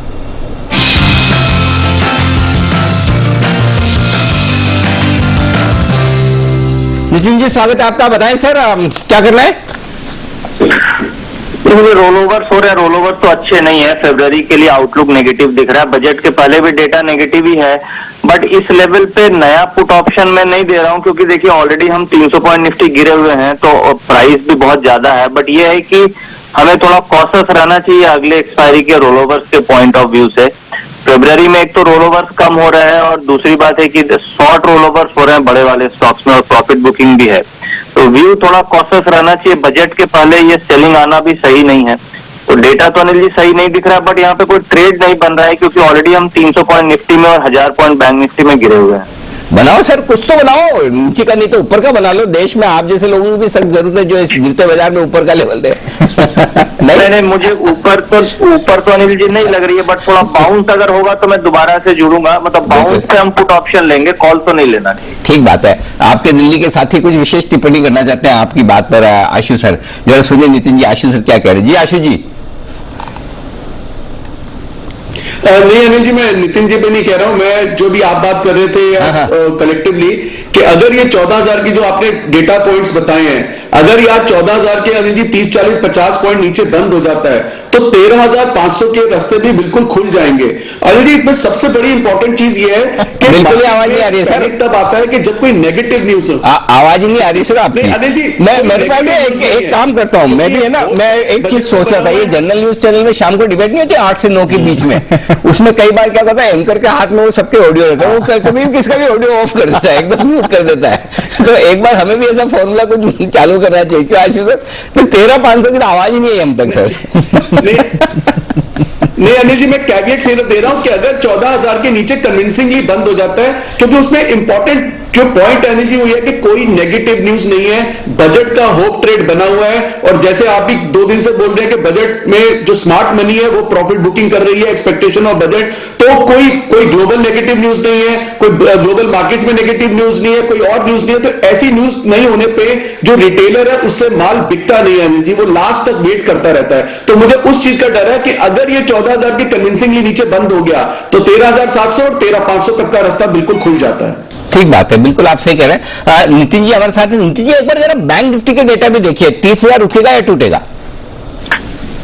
टूटेगा अनिल जी आने वाले समय में, क्योंकि देखिए 32,000 के आसपास मुझे बहुत अच्छे से ध्यान है, 3-4 दिन पहले बहुत तगड़ी सेलिंग हुई है, उसके बाद आज सुबह ये बाउंस हो गए, ट्रैपिंग हुई है, कल भी ऐसा हुआ है, और 11 और निफ्टी में 14,500 पे मैंने बहुत बड़ा सेल फिगर्स देखी है लाइव मार्केट में। तो मुझे क्लियर ऐसा दिख रहा है कि मंदी आनी चाहिए और 30,000 का लेवल टूटना चाहिए। हो सकता है बाउंस करके टूटे वो अलग चीज है, बट ये लग रहा है कि फरवरी में 30,000 का लेवल टूटेगा। ओके, और अब जो 13,850 के लेवल की मैं बात करें, जो हमने वो टॉप वाला फॉर्मूला बनाया था उसमें करेक्शन में 3 लेवल्स आ रहे थे। पहला लेवल 13,850 का है जी, जो बॉटम 7,610 की क्लोजिंग से 82% का आता है। दूसरा लेवल है 13,550 का, जिसके आसपास आशीष सर भी कह रहे हैं। आशीष सर आपकी बात को समर्थन करते हुए 78% लोअर लेवल से अपसाइड जो बनती है वो दूसरा करेक्शन बनता है। और तीसरा आखिरी करेक्शन 13,240 का निकल कर आता है, 74% बॉटम से जब मार्केट बढ़ता है। तो ये 3 लेवल्स इंपॉर्टेंट है करेक्शन में, और उस इंपॉर्टेंट सपोर्ट लेवल की रेंज में बाजार बढ़ सकता है। 13,850 से 13,240 ये 3 रेंज हमारी निकल कर आ रही है जहां पर करेक्शन पूरा करना चाहिए हमारे फॉर्मूला के मुताबिक। तो पहली रेंज के तो क्लोज आएगा, पहली रेंज के क्लोज आ गए, तो 13,850 पहली रेंज के बेहद करीब आते हैं। हर बार की रेंज में थोड़ा बहुत फर्क हो सकता है, क्योंकि एग्जैक्टली हर बार के बुल रन में मार्केट अलग लेवल अलग परसेंटेज में बढ़ता है, करेक्शन भी थोड़ा बहुत अलग देता है। तो हम पास डेटा को आगे एक्स्ट्रापोलेट कर रहे हैं, तो थोड़ा सा वेरिएशन हो सकता है। 3 सिग्मा वेरिएशन तो पॉसिबल अलाउड है, अलाउड है नहीं लेकिन पॉसिबल जरूर है। तो ये आता हुआ दिख रहा है इस वक्त, और अब 14,000 के नीचे भी आता हुआ दिख रहा है। आइए सुमित जी हमारे साथ तैयार हैं एक्सपायरी का ऑप्शन लेकर।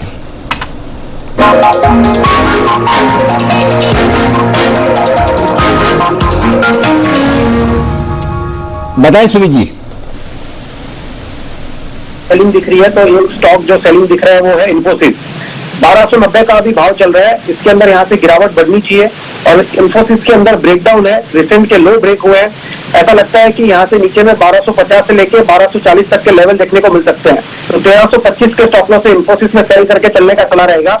ऑप्शंस में फरवरी वाला 1280 का पुट लिया जा सकता है, 41-42 रुपए पे अभी ट्रेड हो रहा है। नीचे में 21 रुपए का स्टॉप लॉस लगाना है, ऊपर में इसमें 60 रुपए से लेकर 70 रुपए तक का मूव देखने को मिल सकता है। तो इन्फोसिस का 1280 का पुट लिया जा सकता है 21 रुपए के स्टॉप लॉस से 60 से 80 के टारगेट के लिए। ये हो गया अनिल जी स्टॉक ऑप्शन। अब आप बोले तो मैं एक इंडेक्स पे रिव्यू दे देता हूँ। हाँ, अरे व्यू भी दो, कॉल भी दो, जो आपकी मर्जी है बताए। बिल्कुल अनिल जी। तो अनिल जी मार्केट्स में बहुत अच्छा खासा गिरावट है, निफ्टी 300 पॉइंट और बैंक निफ्टी 1000 पॉइंट। तो अब एकदम लो पे अनिल जी मैं पुट नहीं कॉन्ट्राबेट लेना चाहूंगा, और कॉन्ट्राबेट में लेना चाहूंगा कॉल लेके। हाँ बिल्कुल अनिल जी, मैं कॉन्ट्राबेट लेना चाहूंगा। अच्छा एक मिनट, बिगुल का इंतजार कर रहे हैं सुमित जी के लिए। बिगुल, सुमित का सुपर हिट।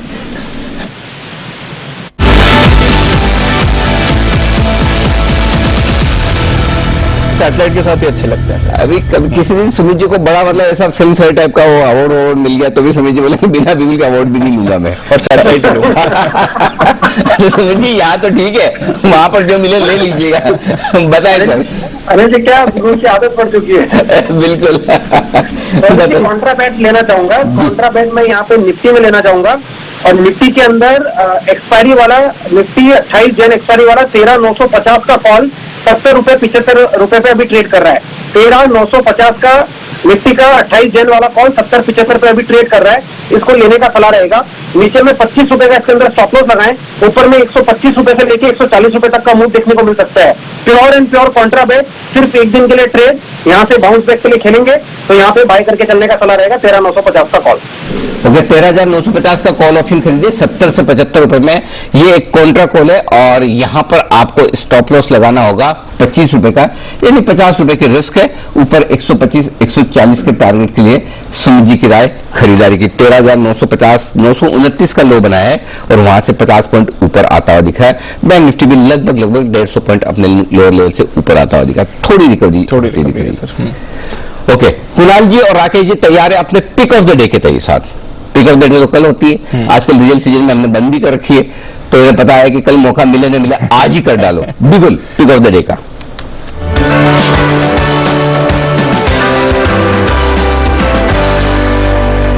बताएं सर।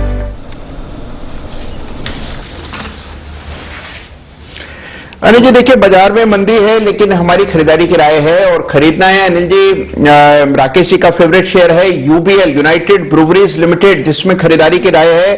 बड़ा ब्रेकआउट आता हुआ दिखाई दे रहा है। कल स्टॉक के नतीजे हैं, जिस तरह का स्ट्रक्चर है इस स्टॉक में आपको ऊपर के लेवल्स देखने को मिलेंगे। बड़ा ब्रेकआउट हो रहा है और बड़ी बाइंग बड़े वॉल्यूम के साथ हो रही है, तो यूबीएल को इन स्तरों पर खरीदना है। ओवर टू राकेश जी।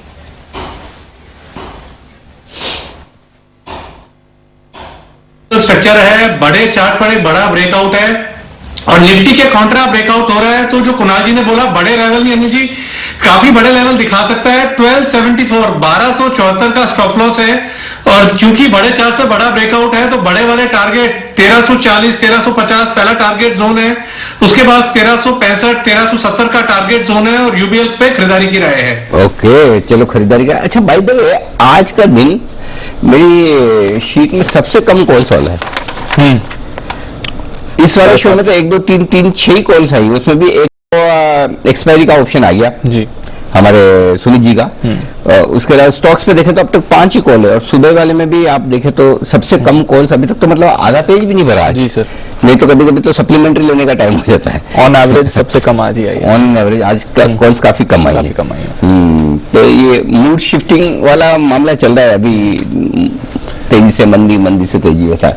आइए इस बीच 2:50 वक्त वसीम साहब से मुलाकात करने का।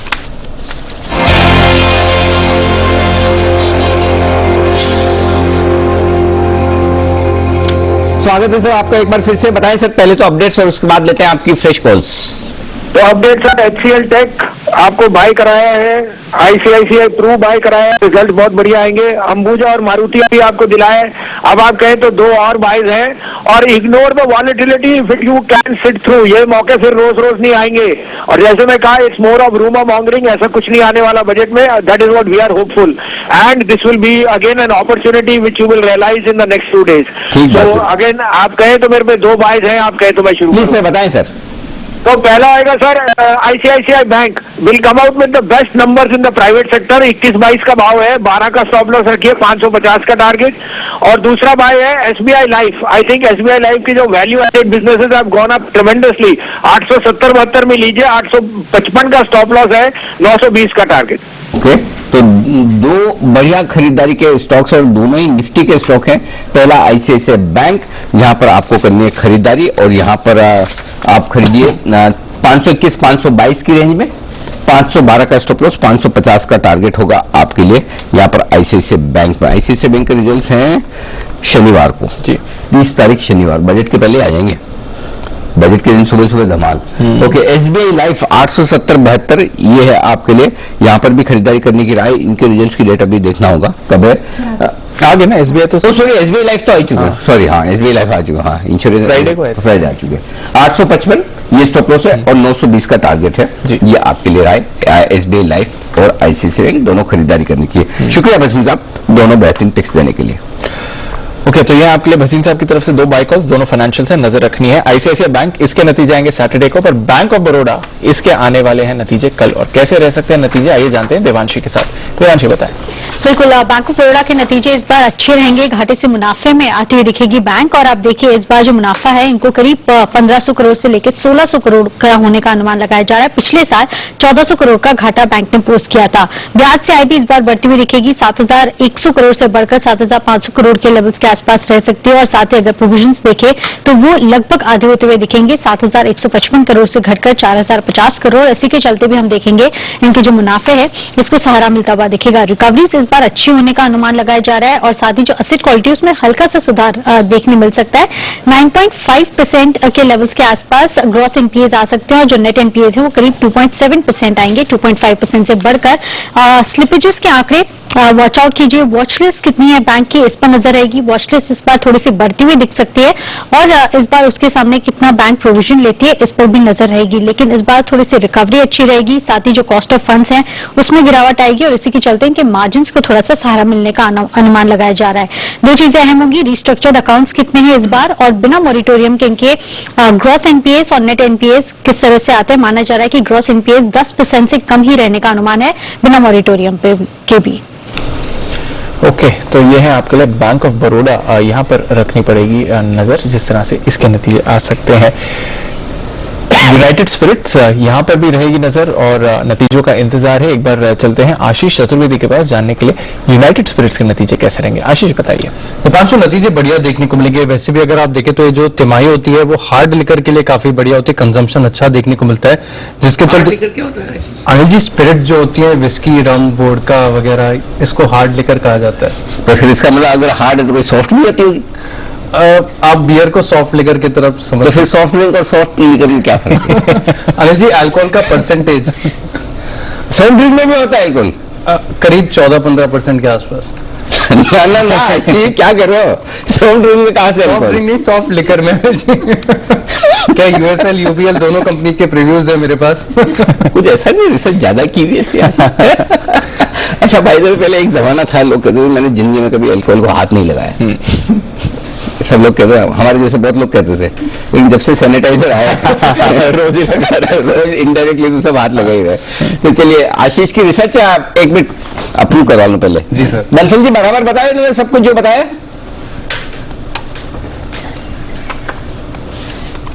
अनिल जी बताया तो बराबर है। अब अनिल जी टेक्निकलिटीज में जाएंगे तो इतनी तो आशीष को भी नहीं मालूम है कि कितना % प्रूफ होता है, तो उसके लिए तो अनिल जी पढ़ाई करनी पड़ती है। तो बाकी जो बताया अनिल जी वो सब एकदम बराबर बताया। सिर्फ पढ़ाई से काम चल जाएगा आशीष का, या प्रैक्टिकल्स भी करने पड़ेंगे? नहीं अनिल जी अब तो जमाना बदल रहा है। अनिल जी देखिए लोग घर से बोलते हैं कि हम टी टोटलर हैं। एक अनिल जी जमाना था जब लोग थोड़ा शर्मा के बोलते थे, आज तो घर से बोलते हैं। तो ऐसा नहीं है कि प्रैक्टिकल करना पड़ेगा। जी आशीष कुछ कह रहे हैं जी। मैं अनिल जी कह रहा था आशीष को एटलीस्ट ब्रीजर तो ले लेनी चाहिए सर, उसमें 4% अल्कोहल कंटेंट होता है सर, तो वो तो सर जरूरी है। मतलब ब्रीजर का मतलब राहत की सांस। आशीष मेरे सवाल खत्म हो चुके हैं, अब आप ब्रीजर लीजिए, राहत की सांस लीजिए। बताइए। अनिल जी नतीजे बढ़िया रहेंगे। कंपनी का जो मुनाफा है करीब 8% की ग्रोथ दिखाएगा, 280 करोड़ रहेगा। और अच्छी बात यह कि मार्जिन भी अगर आप देखें तो मोर और लेस स्टेबल ही देखने को मिलेंगे, 16.8%, क्योंकि जो कच्चा माल है यानी ग्लास और एक्स्ट्रा न्यूट्रल अल्कोहल, इसकी कीमतों में पिछले साल के मुकाबले ज्यादा बदलाव देखने को नहीं मिला है। कामकाजी मुनाफा जो है 10% बढ़ा है। टॉप लाइन करीब 7% की ग्रोथ दिखा सकती है। कुल मिलाकर देखा जाएगा तो नतीजे बढ़िया रहेंगे। ओके, तो कुल मिलाकर अगर आप देखें तो नतीजे अच्छे रह सकते हैं, ये अनुमान है। और आज सुबह यहाँ पर हमने देखा कि पॉजिटिव ब्रोकरेज रिपोर्ट भी आती हुई दिखी है। जहां तक यूनाइटेड स्पिरिट्स का सवाल है, यूबीएस ने रेटिंग अपग्रेड करी है और टारगेट सेल से बाय करा है, तो डबल अपग्रेड आप देख रहे हैं। और टारगेट 480 से बढ़ाकर 800 करा है। यूनाइटेड स्पिरिट्स पर रखे नजर। बंसल जी एक बढ़िया रिबाउंड भी आया चार्ट में, 500 के लेवल से देखिए आज 650 के लेवल्स पर है। चार्ट क्या बता रही है यूनाइटेड स्पिरिट्स की? देखिए दीपांशु, यूनाइटेड स्पिरिट्स का टेक्निकल स्ट्रक्चर देखें तो काफी बढ़िया है। इनफैक्ट इसने नीचे में एक अच्छा सपोर्ट भी लिया है, तो टेक्निकली जिनके पास है वो होल्ड करें। और यहाँ पर स्टॉप लॉस बैठता है 635 का स्टॉप लॉस बैठता है। बट फ्रेश खरीदारी के लिए यूनाइटेड स्पिरिट्स और यूबीएल में अगर देखें तो यूबीएल का टेक्निकल रुझान ज्यादा अच्छा लगता है, तो किसी को फ्रेश लेना हो तो यूबीएल के साथ जाना चाहिए। यूनाइटेड स्पिरिट्स जिसके पास है वो होल्ड रखे। ओके, तो यूनाइटेड स्पिरिट्स को करें होल्ड। और जय ने अभी थोड़ी देर पहले यूनाइटेड ब्रूरीज पर राकेश जी कुणाल जी की तरफ से आपके लिए खरीदारी की भी राय आई थी as a pick of the day कल के लिए। यूनाइटेड ब्रूरीज के नतीजे कैसे रह सकते हैं, आशीष ये भी बताएं, क्या अनुमान है इस बार? देखिए दीपांशु, जैसा कि मैंने आपको यूएसएल के नतीजों में कहा कि सीजनली अगर आप देखें तो हार्ड लिकर के लिए बढ़िया होती है, लेकिन बियर की बिक्री जो होती है वो ठंडी के सीजन में थोड़ी कम होती है, जिसके चलते टॉप लाइन में हम अनुमान लगा रहे कि 16% के आसपास की गिरावट देखने को मिली है। इनका जो कामकाजी मुनाफा है, क्योंकि बिक्री घटी है तो उसका भी एक असर देखने को मिला है। 22% इनका कामकाजी मुनाफा घटेगा। और दरअसल अगर आप देखें तो इसका और दबाव इसके लिए देखा जा रहा है क्योंकि काफी सारे राज्यों में अभी भी जितने बार्स और पब्स हैं वो पूरी क्षमता पर कामकाज नहीं कर रहे हैं, इसके लिए टॉप लाइन पर काफी ज्यादा दबाव है। मार्जिन मोर और लेस अगर आप देखें तो लगभग 1% की गिरावट देखने को मिली और जो मुनाफा है इसमें 28% की गिरावट देखने को मिलेगी। 107 करोड़ के मुकाबले 77 करोड़ रहेगा इस बार इनका जो मुनाफा है। कुल मिलाकर देखा जाएगा तो नतीजे कमजोर रहेंगे। ओके, नतीजे कमजोर रहेंगे। यूनाइटेड स्पिरिट्स के नतीजे रह सकते हैं मजबूत, पर यूनाइटेड ब्रूरीज कमजोरी दिखा सकता है। चलते हैं जय के पास एक जैकपॉट कॉल के लिए।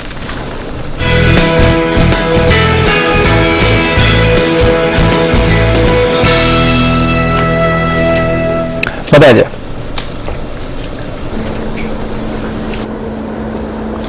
जी दीपांशु, में एक बाय रिकमेंडेशन है टेक महिंद्रा फ्यूचर्स के ऊपर। फरवरी का फ्यूचर्स खरीदना है। अगर हम देखें तो इसके रेट्स करीब अभी चल रहे हैं 997 के आसपास। टेक महिंद्रा 997 के आसपास ट्रेड कर रहा है, इसको खरीद कर चलना चाहिए फरवरी फ्यूचर्स। दीप, मुझे ऐसा लग रहा है कि यहाँ पे एक क्लियरली एक इंपल्सिव फॉल, एक 5 ईयर डिक्लाइनिंग स्ट्रक्चर हमें देखने मिल रहा है और अर्ली इंडिकेटर्स में एक पॉजिटिव डाइवर्जेंस देखने मिल रहा है। इनफैक्ट आज पूरे ही दिन अगर हम देखें तो दीप इसमें वॉल्यूम्स भी अच्छे देखने मिले हमें लोअर लेवल्स पर। तो मुझे ऐसा लग रहा है कि यहां से एक बाउंस बैक हमें देखने मिल सकता है। सो यहां पे एक स्टॉप लॉस प्लेस करना ऑन द लोअर साइड 978 पर। 978 पर आप स्टॉप लॉस लगाए तो एक्जैक्टली 20 रुपए नीचे स्टॉप लॉस होगा, 19-20 रुपए नीचे। ऑन दी अपसाइड मुझे इसके टारगेट्स ऊपर में लग रहे हैं 1030 के 1030 एंड सेकंड टारगेट हो सकता है 1042 का। ये दो लेवल्स के लिए बाय करना है। मुझे ऐसा लग रहा है कि 5 ईयर डिक्लाइनिंग स्ट्रक्चर जो हमें देखने मिली है टॉप से, उसका एटलीस्ट 38% रिट्रेसमेंट हमें देखने मिलेगा। ओके, तो टेक महिंद्रा पर रखनी है नजर। और आज हमने मैनेजमेंट के साथ एक्सक्लूसिव बातचीत भी करी थी। हमारे कॉर्पोरेट ट्रेडर शो में सीपी गुरनानी साहब हमारे साथ जुड़े थे। नजर रखिए इस काउंटर पर, एक्शन थोड़ा बनते हुए दिख रहा है जहां तक टेक महिंद्रा का सवाल है। एक्शन थोड़ा बाजार में भी दिख रहा है, निचले स्तरों से सुधार आते हुए दिखा है। सेंसेक्स भी निचले स्तरों से रिकवरी दिखा रहा है, सर थोड़ी सी दिखाई ना, ऐसा नहीं है। जैसा आप 14,000 के आसपास देखकर वापस नीचे आ गया। मैंने 2 मिनट, खाली 2 मिनट भी नहीं, 20 सेकंड पूरा अच्छा 14,000 जितने में वापस 35 मिनट नीचे। मतलब जब तक आप देख के नजर हटाओ तब तो वापस नीचे, मजे नहीं आ रहे हैं। मतलब रिकवरी सस्टेन नहीं हो रही है। ऐसा लगा कि एक बार 14,000 के ऊपर वापस निकला, आया था 14,000, आया था। हाँ बिल्कुल आया था, मैंने भी देखा। लेकिन आते ही ऐसे वापस से एकदम से नीचे आ गया, तो ज्यादा देर टिक नहीं पा रहा है। मामला सीरियस है थोड़ा, लग नहीं रहा 14,000 के ऊपर की क्लोजिंग है। क्यों आशु जी? नहीं अनिल जी, मैं देखिए आएगी नहीं आएगी ये प्रिडिक्शन तो नहीं कहना मुश्किल है अनिल जी, लेकिन आके टिकती है कि नहीं। जो मैंने भी बोला अनिल जी 13,700 500 ओनली वैलिड कि अगर 14,000 से नीचे कन्विंसिंगली बंद हो जाता है, क्योंकि फिर वो 14,000 का जब रास्ता खुल गया अनिल जी अनलिमिटेड लॉसेस वाला जो आपने डेटा बताया है, फिर तो मतलब अनिल जी वो ऐसा होता है ना कि पेनी वाइज पाउंड फुलिश के 5 रुपए की चीज वो 100 रुपए में चली जाती है, तो सारा कमाया धमाया निकल जाता है। अनिल जी इन्हीं दिनों के लिए बोलते हैं कि पुट्स तो बिल्कुल दोनों कान को हाथ लगाते हैं, कभी नहीं बेचती, लेने वाली चीज है बस वो।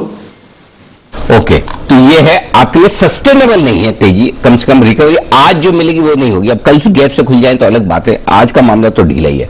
लेकिन ऐसे मार्केट में आपको अब हम जो इन्फॉर्मेशन देने जा रहे हैं जो आपको बहुत पसंद आएगी 2 तरीके से। एक तो वो कि आपको आपकी ताकत का अंदाजा कराएगी कि आप कितने बड़े आदमी हैं, कितने मजबूत आदमी हैं, आपको ऐसा लगेगा। और दूसरा ये कि अगर ऐसा हमारे यहाँ भी हो जाए तो कितना अच्छा हो। तो ये 2 चीजें हैं, 2 बड़ी इंटरेस्टिंग चीज मैं बताऊंगा थोड़ी देर में। पहले बैंक ऑफ बड़ौदा के रिजल्ट्स आ गए, जल्दी से रिजल्ट्स देख लिए जाए एक बार। क्या है मुनाफा 1060, बस 1600 करोड़ का अनुमान था जी सर, और आए हैं 1060 करोड़ का मुनाफा। 1060 का एक डिजिट इधर उधर तो नहीं होगी, 1600 वाली 1060, 6 इधर कर दो 1600 ही हो जाएगा बराबर से। लेकिन 1060 ही है भाई, मुनाफा 1060 करोड़ का है, अनुमान से थोड़ा कम है। लेकिन मैं फिर कहूंगा पहले एसेट क्वालिटी देखिए, फिर एसेट क्वालिटी में भी वो सब देखना है कि अगर ऐसा होता तो वैसा होता टाइप्स, यू नो, कि भाई सुप्रीम कोर्ट का मॉनिटरिंग नहीं होता तो एसेट क्वालिटी क्या होती है वो भी सब देखना होगा। लेकिन फिलहाल 1407 करोड़ के घाटे से मुनाफे में जरूर आया है, 1600 करोड़ के मुकाबले में मुनाफा आया है 1060 करोड़ का। एनपीए 9.14% है, 9.5% का हमारा अनुमान था, तो उस हिसाब से ग्रोथ एनपीए तो ज्यादा नहीं है, लिमिट में है, 9.5% के आसपास अनुमान था, उस हिसाब से 9% के आसपास है, तो एनपीए के लेवल तो ठीक ही दिख रहे हैं। नेट लेवल पर भी एक बार एनपीए आ जाने दीजिए, तब तक कुणाल जी एक बार जल्दी पहले चार्ट तो बता ही दीजिए, ये रिजल्ट तो जब तक आएगा तब तक ठीक है।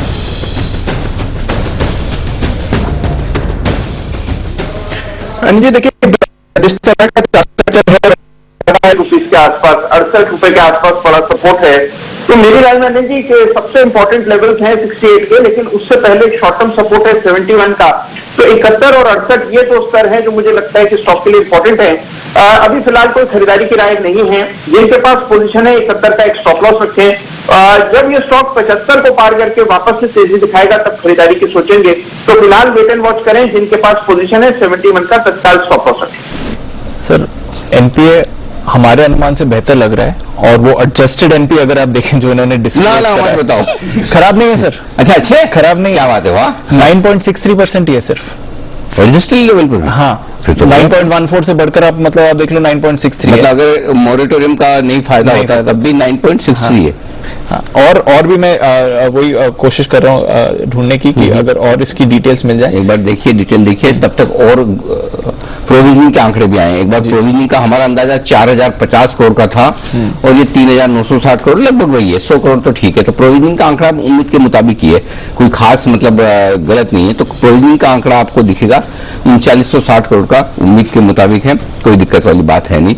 तो प्रोविजनिंग ठीक है, बाकी आंकड़े एक बार और नजर डाल लेते हैं, आने दीजिए पूरी डिटेल्स में और देखते हैं कैसे क्या कुछ होता है। सर नेट एनपीएस भी वो देखें तो 3.36 के आ रहे हैं, अगर आप सुप्रीम कोर्ट का ऑर्डर ना माने तो, और वैसे अगर आप देखें तो आए हैं 2.39। तो अगर आप कंपेयर भी करें तो 1% का अपटेक आ रहा है नेट एनपीएस में भी, तो उतने बुरे फिगर्स नहीं है जितना शायद अब डर बन गया था कि आ सकते हैं बैंक्स की तरफ से, अगर आप पूरा सुप्रीम कोर्ट के ऑर्डर का इम्पैक्ट देखें तो। एक बार जरा फिर से बता दें, एडजस्टेड बेसिस पर ग्रोस एनपी आए हैं 9.63 सर 63%, नेट लेवल पर आए हैं 3.36 सर 3.36 एडजस्टेड वाले। एडजस्टेड तो ये तो 9.63 और 3.36 ये खराब नहीं है सर, खराब नहीं है सर, अच्छे माना जाएगा। अच्छा ये रिजल्ट तो अच्छे माने जाएंगे। एक्चुअली हमारे सारे एक्सपर्ट्स बीओबी पर एक जमाने में इसे ऐसे पांच कॉल्स आए थे सर, तो उस लिहाज से मुझे लगता है कि ये तो मार्केट नीचे आ गया तो अलग बात है जी, अदरवाइज बीओबी के रिजल्ट अगर ये अच्छे मार्केट में आए होते तो इसे बहुत अच्छे माने जाते, बहुत अच्छे माने जाते डेफिनेटली सर।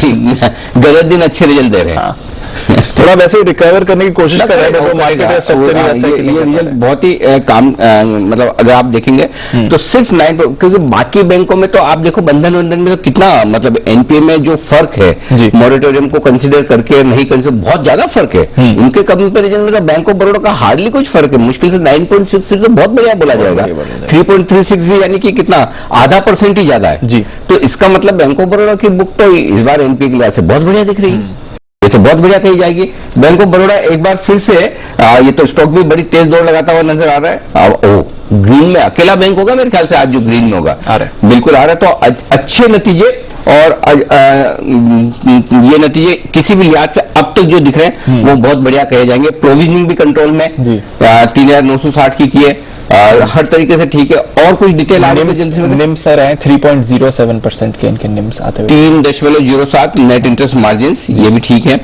तो ये है आपके लिए रिजल्ट्स इस वक्त बैंक ऑफ बड़ौदा के, अच्छे रिजल्ट्स नजर आ रहे हैं इस वक्त बैंक ऑफ बड़ौदा। जरा एक बार आशु सर अगर आप कुछ टिप्पणी करना चाहें बैंक ऑफ बड़ौदा के रिजल्ट्स पर। देखिए अनिल जी, जो अभी आपने एक बड़ी इंपॉर्टेंट बात बोली ना कि particularly bank of Baroda, PNB और स्टेट बैंक ये तीनों मार्केट के साथ चलते हुए नीचे आए हैं, चाहे हम कितना भी बुलिश रहे हो। तो ये यहां से मतलब पहली फुर्सत में जब मार्केट रिवर्स होगी तो ये सारे के सारे परफॉर्म करेंगे, इंक्लूडिंग स्टेट बैंक और बैंक ऑफ बड़ौदा। तो इसलिए नीचे में एनर्जी इनमें मंदी नहीं कर सकते। एनबीएफसी तो एनर्जी नीचे और ऊपर मतलब एक कंसिस्टेंट कॉल थी कि उसमें तो सेलिंग बनती है, बट जिस तरह से आप रिजल्ट्स बता रहे हैं, रिजल्ट्स बिल्कुल खराब नहीं है। मार्केट घूमेगा तो bank of Baroda out perform करेगा। बिल्कुल, मार्केट अगर रिकवर करता है तो बैंक ऑफ बड़ौदा पर फोकस आएगा। जरा कैनरा बैंक को भी पुल अप करिए, देखिए देखते हैं अगर कुछ इंपैक्ट आ रहा है, क्योंकि नेक्स्ट इन लाइन जो नतीजे हैं पीएसयू बैंक से ईगरली अवेटेड वो कैनरा बैंक के ही होंगे, तो वहां पर नजर रखनी पड़ेगी कि क्या इसका कोई सेंटिमेंटल इंपैक्ट आता है। नहीं, कैनरा बैंक पर तो नहीं आते हुए दिख रहा है, पर नजर रखिए उस काउंटर पर। एसबीआई ऑफ कोर्स और कैनरा बैंक आज ही देगा ना 27 सर नेट इंटरेस्ट इनकम भी बैंक ऑफ बड़ौदा की 7,750 करोड़ पे आते हुए दिखी है, और आप देखिए 7,130 करोड़ से बढ़कर, तो इस बार ब्याज से ऐसा नहीं है कि सिर्फ अन्य आय की वजह से इस बार नंबर्स अच्छे हैं। अच्छी नेट इंटरेस्ट इनकम इस बार आती हुई दिखी है, साथ ही कोविड के लिए उन्होंने अच्छा 1700 करोड़ से ज्यादा का प्रोविजनिंग भी करके रखा हुआ है, तो काफी सेफ है।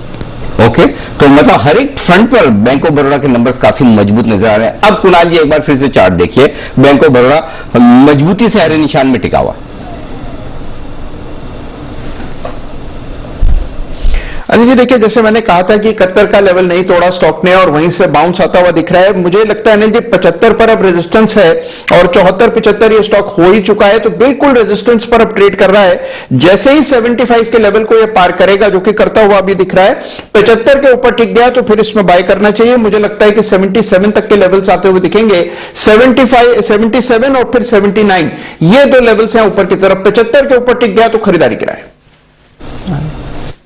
तो ये है आपके लिए बैंक ऑफ बड़ौदा पे इंपॉर्टेंट लेवल। तो देखिए स्टॉक भी रिकवर कर रहा है, नतीजे अच्छे रहे हैं बैंक के हर कंपैरेबल बेसिस पर अगर आप देखें तो नतीजे अच्छे रहे हैं, इसलिए बाजार भी अब इसको ऑप्टिक दे रहा है। वीक बाजार में स्पेशली जब हम देख रहे हैं कि बैंक निफ्टी 900 पॉइंट्स नीचे है, आपको बैंक ऑफ बड़ौदा रिकवरी दिखा रहा है। ऑफकोर्स घाटे से मुनाफे में आया है बैंक, वो तो अच्छी बात है, बट ऑन ऑल बेसिस अगर आप देखें तो नतीजे भी इसके अच्छे रहे हैं।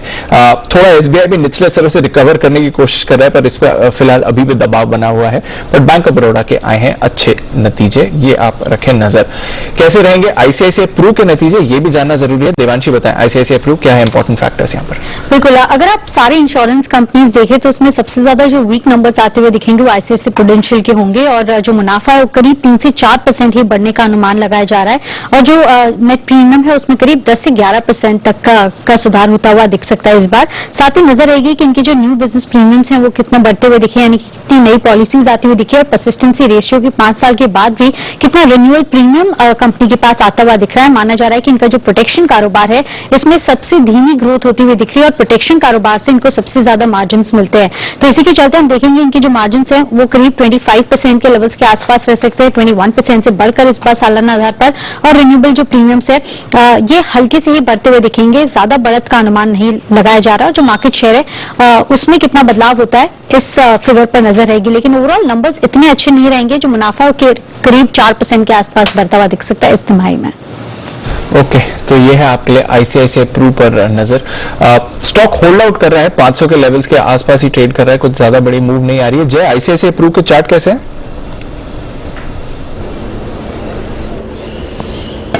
देखिए दीप, मैं कहूंगा कि ये स्टॉक में एक अप ट्रेंड लाइन सपोर्ट का हमें ब्रेकडाउन आज देखने मिल रहा है, जिसके कारण से मुझे ऐसा लग रहा है कि शायद हमें थोड़ा बहुत और प्रॉफिट बुकिंग शायद ये स्टॉक में देखने मिले। But on the flip side में ये भी कहूंगा ये स्टॉक में एक अच्छा 50 डेमा का सपोर्ट है करीब 487 490 तक।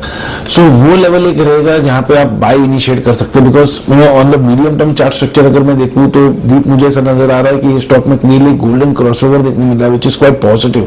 सो बाय ऑन डिप्स की रणनीति अपनानी चाहिए स्टॉक में, 487 490 के आसपास इसको खरीद कर चले। तो ये है आपके लिए आईसीआईसीआई प्रू पर राय, नजर रखते हैं इस काउंटर पर, जिस तरह से उस पर भी एक्शन हो रहा है। थोड़ा एक्शन में देखा है इंडस टावर्स पर आते हुए, बट उतार चढ़ाव उस पर बना हुआ है। कॉनकॉर सुबह से ही थोड़ी एक्टिविटी दिखा रहे हैं, इस काउंटर पर भी नजर रखिए। विप्रो ये थोड़ा सुबह से एक्टिव हो रहा है, और आईटी काउंटर्स में देखें तो यहाँ पर भी तेजी है, पर ऊपरी स्तरों से यहाँ पर भी मुनाफा वसूली आती दिखिए।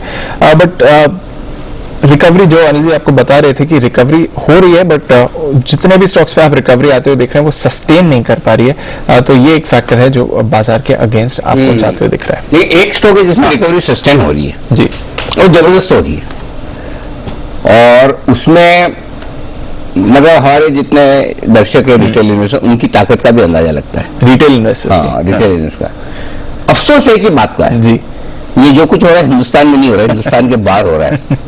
एक स्टॉक है, इसका नाम है गेम स्टॉप जी, मतलब ये खेल बंद करो। लेकिन उसी स्टॉक में इतना बड़ा खेल चल रहा है कि आपको सुन के मजा आ जाएगा। होता तब तो बात ही अलग थी। $3 का मतलब कितना हुआ? $200। $200 वाला शेयर अगर $243 हो जाए, $243 रुपए में गिनो भाई जल्दी फटाफट। 14-15 200 वाला 15,000 और कितने टाइम में? ये हो गया 15-20 दिनों में। और पूरी डिटेल बताओ फिर। बढ़िया रिसर्च किया आपने। 15-20 दिनों में $200 वाला शेयर $15,000।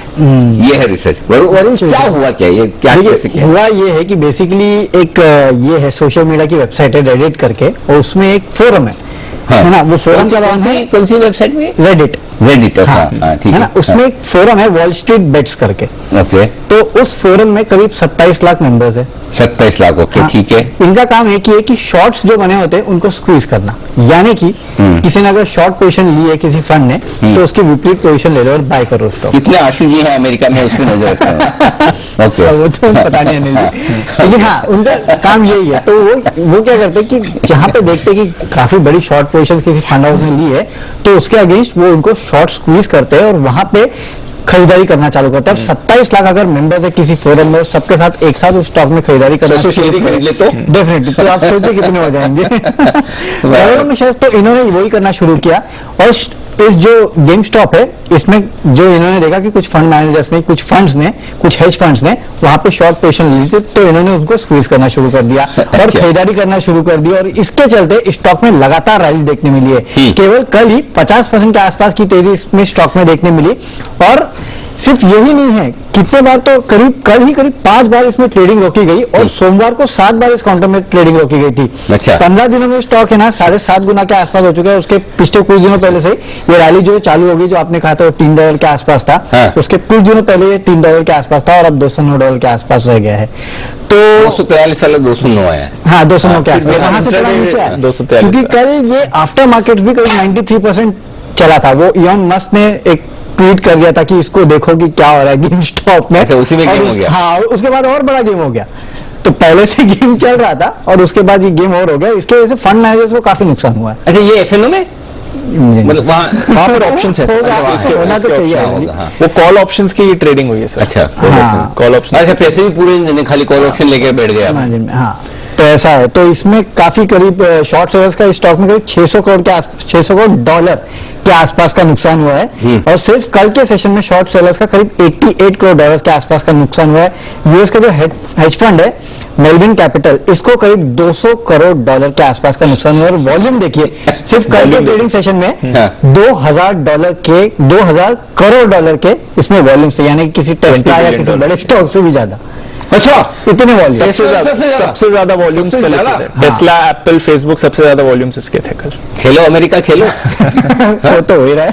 अरे गजब है भाई। और ये पहले बार नहीं किया इन्होंने, इससे पहले ब्लैकबेरी में भी किया था। ब्लैकबेरी 185% चला था, और एक्सप्रेस इंक करके है वो 3.5 गुना। जिसने पहचाना वहां पे आशु सर को। ये तो अनिल जी पता नहीं कोई देख रहा होगा जिसने पहचाना है। अरे कुणाल जी, आप तो विदेशों में पढ़े रहते थे, वहीं पढ़े वही करके आए, इतनी बढ़िया स्टॉक वहां पर है, सारे मिलके चढ़ा गए। आप कहाँ वो ऐसे सुस्त वाले और साल में 2-4 दिन चलने वाले बड़े एमएनसी स्टॉक लेके बैठे, मतलब वो हिलते ही नहीं। ये देखो गेम स्टॉक।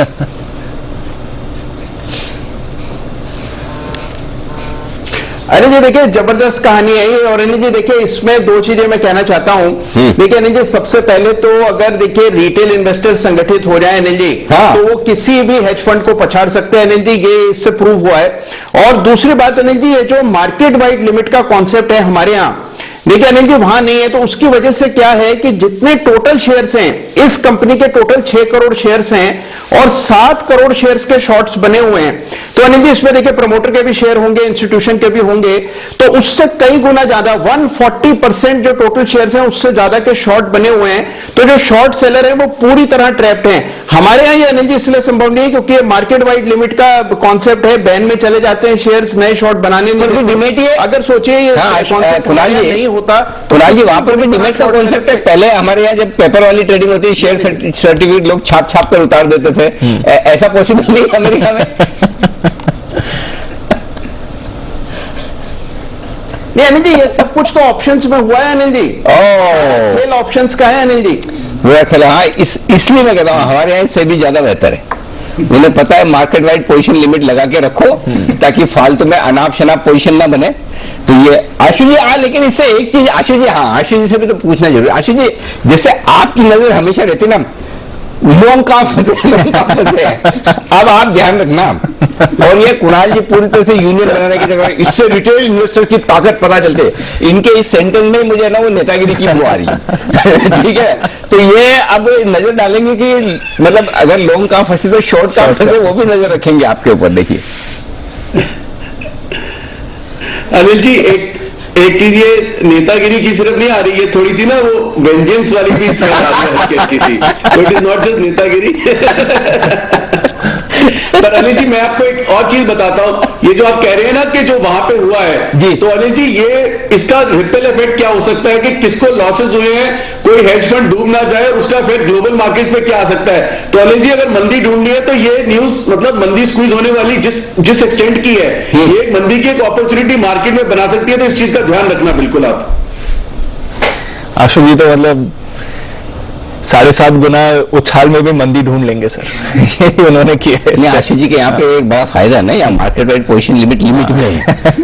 हाँ कोई खरीद के भी कितना खरीद लेगा, आगे तो कहीं कहीं तो ब्रेक लगेगी। बट एनीवे इंटरेस्टिंग चीज थी तो हमने कहा आपको बताया जाए कि क्या कुछ हो रहा है। गेम स्टॉप, नाम गेम स्टॉप है और चल रहा है गेम, पूरा गजब का गेम है, खतरनाक। चलिए तो ये सब कुछ अमेरिका में है। आ जाइए फिर से हिंदुस्तान की तरफ, कैश का ऑप्शन जय ठक्कर से।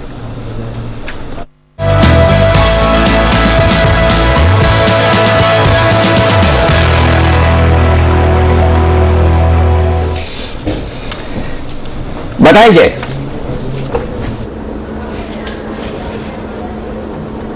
जी मॉर्निंग में 14,150 का कॉल ऑप्शन रेकमेंड किया था। इनफैक्ट उसके तो सारे ही टारगेट्स ओवर अचीव हो चुके हैं। एज ऑफ नाउ मुझे जो ध्यान में आ रहा है वो है फिर से एक पुट ऑप्शन खरीदने की सलाह मैं दूंगा। कल की एक्सपायरी का आने जी 14,000 के स्ट्राइक का पुट ऑप्शन खरीद के चलना है, जो करीब अभी 69-70 पर मिल रहा है। 70 पर ही हम राउंड फिगर समझते हैं, 70 पर इसको लेना है। एंड यहाँ पे स्टॉप लॉस नीचे में लगाना है अनिल जी 29 पर। 70 पे खरीदे 29 का स्टॉप लॉस। फर्स्ट टारगेट जो ऊपर में बन रहा है that would be 114। Second target बन रहा है 130 का, 114, 130 ये दो टारगेट्स के लिए 14,000 के स्ट्राइक का पुट ऑप्शन खरीद कर चलना है अनिल जी। क्लियर कोई रिवर्सल है नहीं एंड बाउंस बैक डेफिनेटली आ सकता है अनिल जी मार्केट में। अगर इतनी सेलिंग हुई है तो बाउंस बैक तो आ ही सकता है। बट देन ओवरऑल सेटअप जो है और ओवरऑल जो डेटा है वो क्लियरली इंडिकेट कर रहा है कि गोइंग फॉरवर्ड में और वीकनेस देखने मिलेगी। इनफैक्ट मेरे जो टारगेट्स है नीचे में हो 13,800 के, 13,800 वो अगर आ जाता है तो वहां से हमें थोड़ा बहुत बाउंस बैक, एक सस्टेनेबल बाउंस बैक इनफैक्ट देखने मिलेगा। अभी तक जो हमें बाउंस बैक देखने मिला वो सस्टेनेबल नहीं रहा। सो जब तक 13,800 नहीं आता मुझे ऐसा लग रहा है पुट लेकर चल सकते हैं। ओके तो ये आपको खरीदना है 14,000 का पुट, कल की एक्सपायरी का पुट खरीदना है, ये आपको सलाह दे रहे हैं। 114, 130 के टारगेट के लिए 29 का लगाएं स्टॉप लॉस। मार्केट्स में इस समय जय की तरफ से आ रही है आपके लिए ये राय। ठीक है, ये तो रहा मार्केट का हाल। 3-20 स्ट्रैटेजी सर। बिल्कुल, तो बिल्कुल अनिल जी के लिए स्ट्रैटेजी का।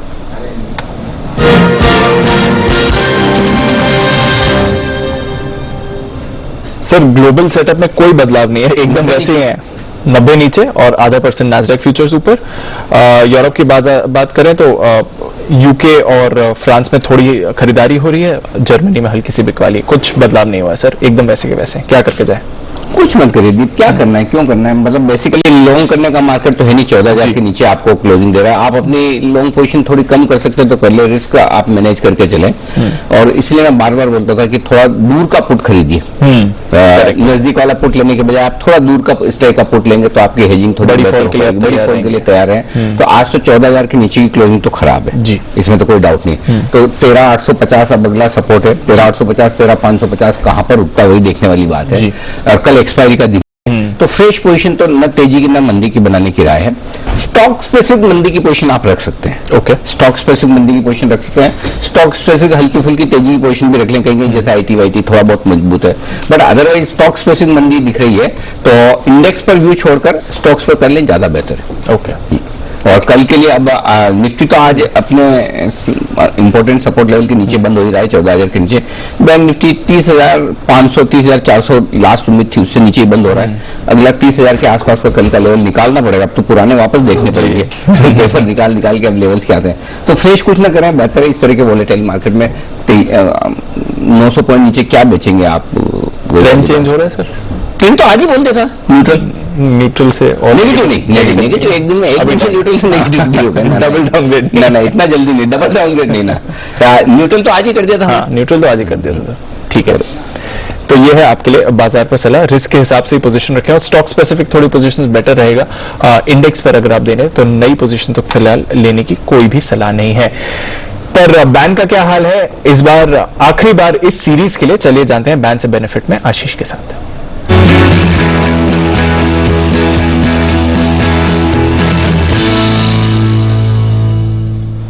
कल के लिए कुछ बदलाव होगा आशीष या ऐसी सिचुएशन? थोड़ा बदलाव होने जा रहा है दीपांशु। सबसे पहले पीएनबी बैन से बाहर निकल रहा है। यहाँ पर करीब मार्केट वाइड पोजीशन लिमिट अगर आप देखें तो 80.5% आ गई। 80% से नीचे आती जो है स्टॉक बैन से बाहर आ जाएगा। और एक दिन के लिए एंट्री करेगा वोडाफोन आइडिया। यहाँ पर मार्केट वाइड पोजीशन लिमिट जो है बॉर्डर लाइन को क्रॉस कर गई है, 97% हो गई है। यानी वोडाफोन आइडिया जो है एंट्री करेगा और पीएनबी बाहर निकलेगा। सेल और नाल को बने, सेल तो बना ही रहेगा। अभी भी देखे तो मार्केट वाइड पोजीशन लिमिट 111% है। 111 सेल तो बाहर आने की तैयारी पीएनबी की बाउंड्री पे है। जी अनिल जी। ओके, और एंट्री आइडिया की हो सकती है। 97% है मार्केट में, ये भी बाउंड्री पे 95 के ऊपर होती है, 95% के ऊपर। तो 2% इधर अगर ये कम हो गया तो रोल ओवर भी हो जाता है ना कई बार लास्ट मोमेंट। आपने कितने बजे देखे थे अनिल जी? तुरंत अभी जस्ट रिफ्रेश लाइव एकदम। गजब, क्या बात है, एकदम ऑन द टोज। क्या बात है, गजब। तो चलिए, तो वोडाफोन आइडिया बाउंड्री पे है और पीएनबी बाउंड्री पर है। वोडाफोन आइडिया आ सकता है अंदर, पीएनबी जा सकता है बाहर। तो जिन लोग, हाँ एक और चीज, जिन लोगों को रोल ओवर करने हैं, अगर वोडाफोन आइडिया आपको अगली सीरीज में ले जाए आज ही कर ले। कल बैन में आ गया तो आप कुछ नहीं कर पाएंगे, तो परसों ही आपको फ्रेश खरीदारी या बिकवाली करनी पड़ेगी। I mean, 1 तारीख को, है ना? क्योंकि नहीं 31 को, सॉरी, 31 तारीख। ओके, तो ये है आपके लिए बैन से बेनिफिट। जो कुछ भी एक्शन इस वक्त आपको नजर आ रहा है। यूबीएल टॉप गेनर हो गया। जी सर, क्या बात है। शुभम जी और राकेश जी, कुणाल जी का कमाल। इस खराब बाजार में भी मजबूती के साथ ट्रेड करता हुआ दिख रहा है स्टॉक। बिल्कुल UBL, but bank of Baroda sir जो अच्छे नतीजों पर एक्शन दिखा रहा था वो भी ठंडा हो गया सर। गिव अप कर दी गेंस और फिसल गया है वो। एक स्टॉक है सर टाइटन, जिससे हमने शो की शुरुआत करी थी किरण जी के साथ। किरण जी, टाइटन क्या करके जाए? पोजीशंस कैरी करें या नहीं? क्योंकि वीकनेस तो इस पर लगातार दिख ही रही है। क्या करना चाहिए Kiran ji? Position carry forward करें टाइटन की? 1440 के लेवल्स पर क्लोजिंग दिखा रहा है। बिल्कुल शॉर्ट पोजीशंस रखनी चाहिए। अभी मेरा ट्रेलिंग स्टॉप लॉस 1455 के आसपास रहेगा कैश लेवल्स के हिसाब से, और मेरे टारगेट्स है 1415 1416 ये देखने को मिल जाने चाहिए कल सवेरे में। तो कल सवेरे तक अगर आप देखें तो टाइटन यहां से और आपको कमजोरी दिखा सकता है। एक्सिस बैंक, एक बार इस पर भी राय ले लेते हैं क्योंकि इसके नतीजे आएंगे पोस्ट मार्केट और इंतजार रहेगा, पर काफी वीकनेस दिखी है जहां तक एक्सिस बैंक का सवाल है। कुणाल जी जरा बताएं, एक्सिस बैंक का क्या लेवल्स इंपॉर्टेंट रहेंगे?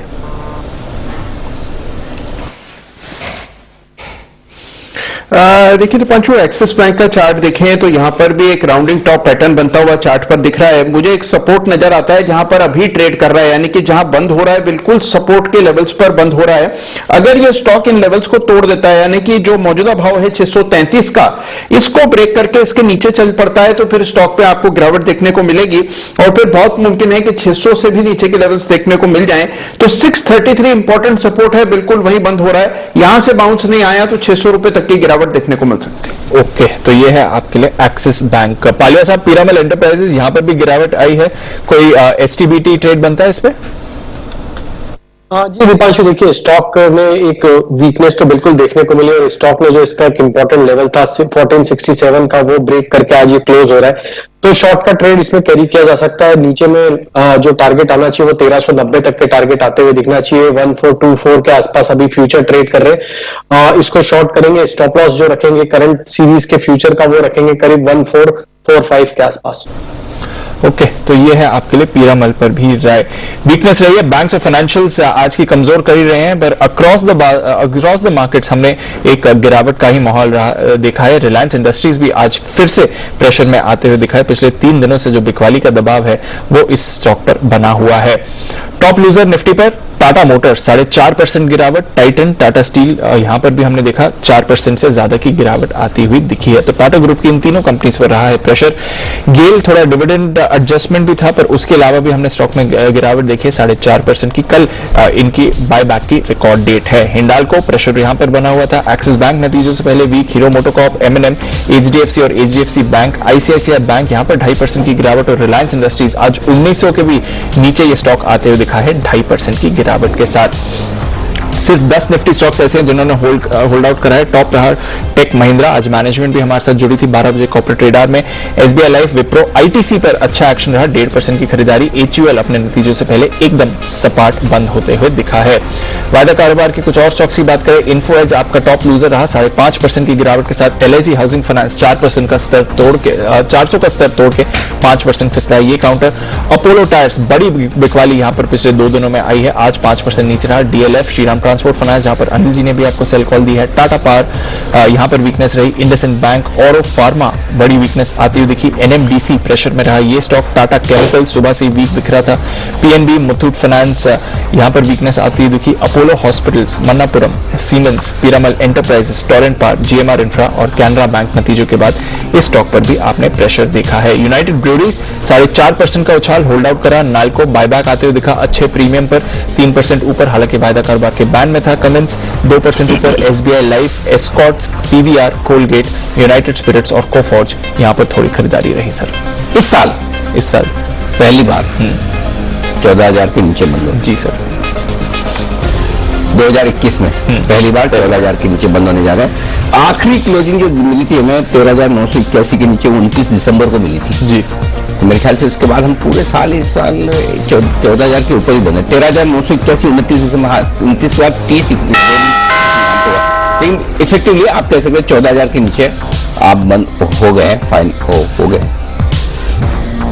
मजा नहीं आया सर, बिल्कुल। सुबह वो जो 600 पॉइंट ऊपर दिख रहा था वहीं बंद कर देते थे, प्री ओपन में काश।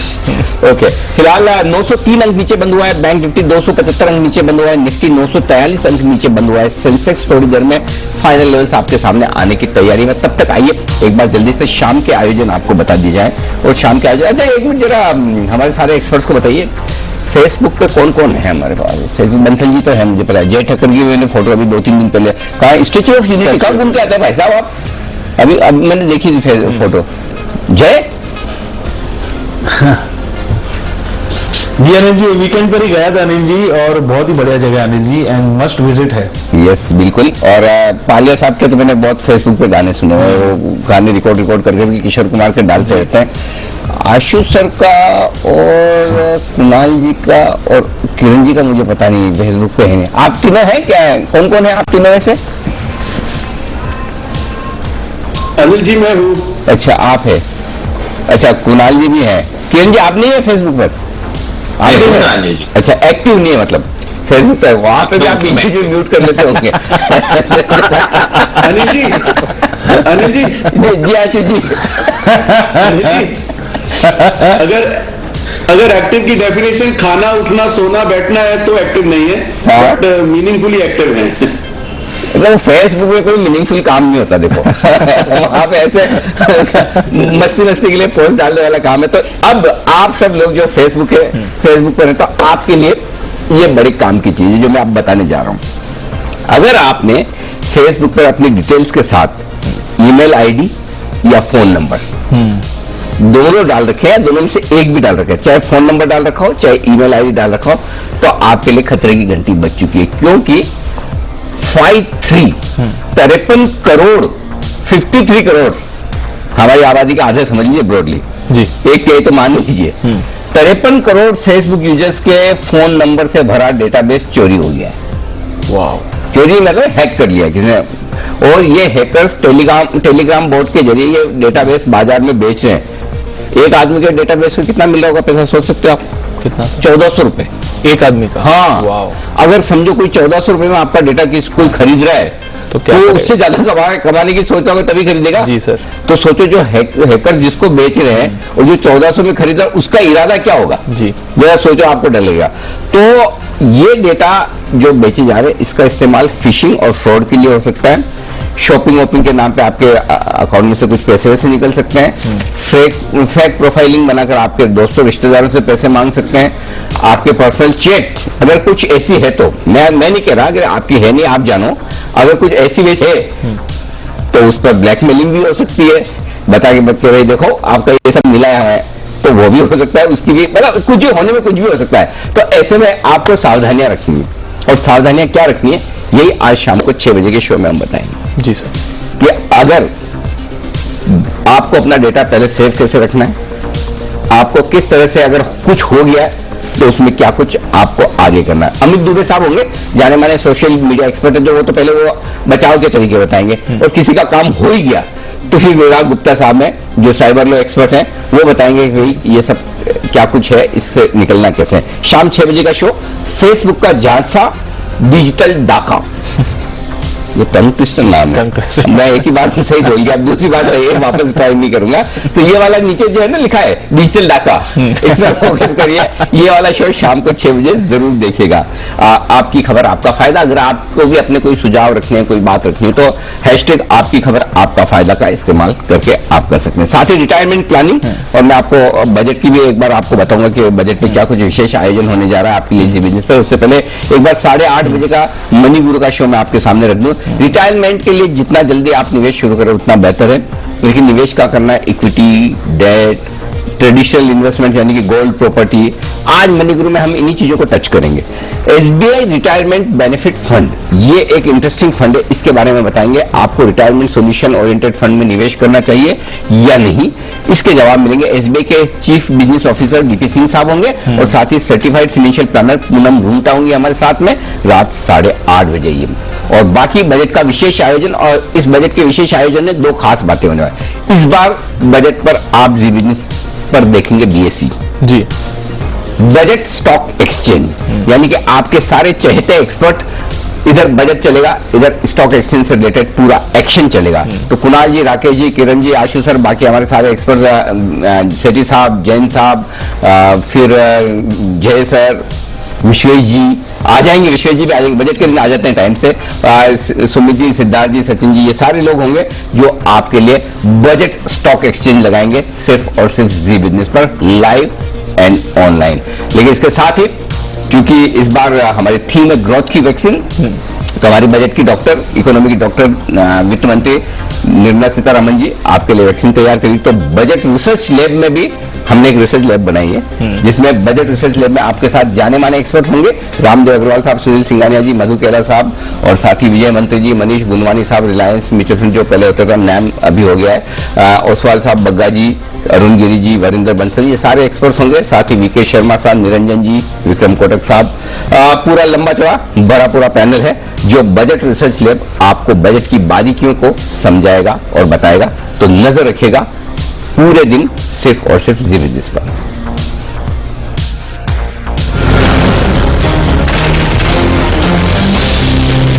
बजट से पहले, बजट भाषण के दौरान और बजट के बाद का सारा एक्शन 1 फरवरी को जी बिजनेस ला रहा है बजट स्टॉक एक्सचेंज, एक ऐसा एक्सचेंज जहां बजट के ऐलानों पर मिलेंगी कमाई की कॉल और साथ ही बजट रिसर्च लैब में मिलेगा ऐलानों का आसान विश्लेषण।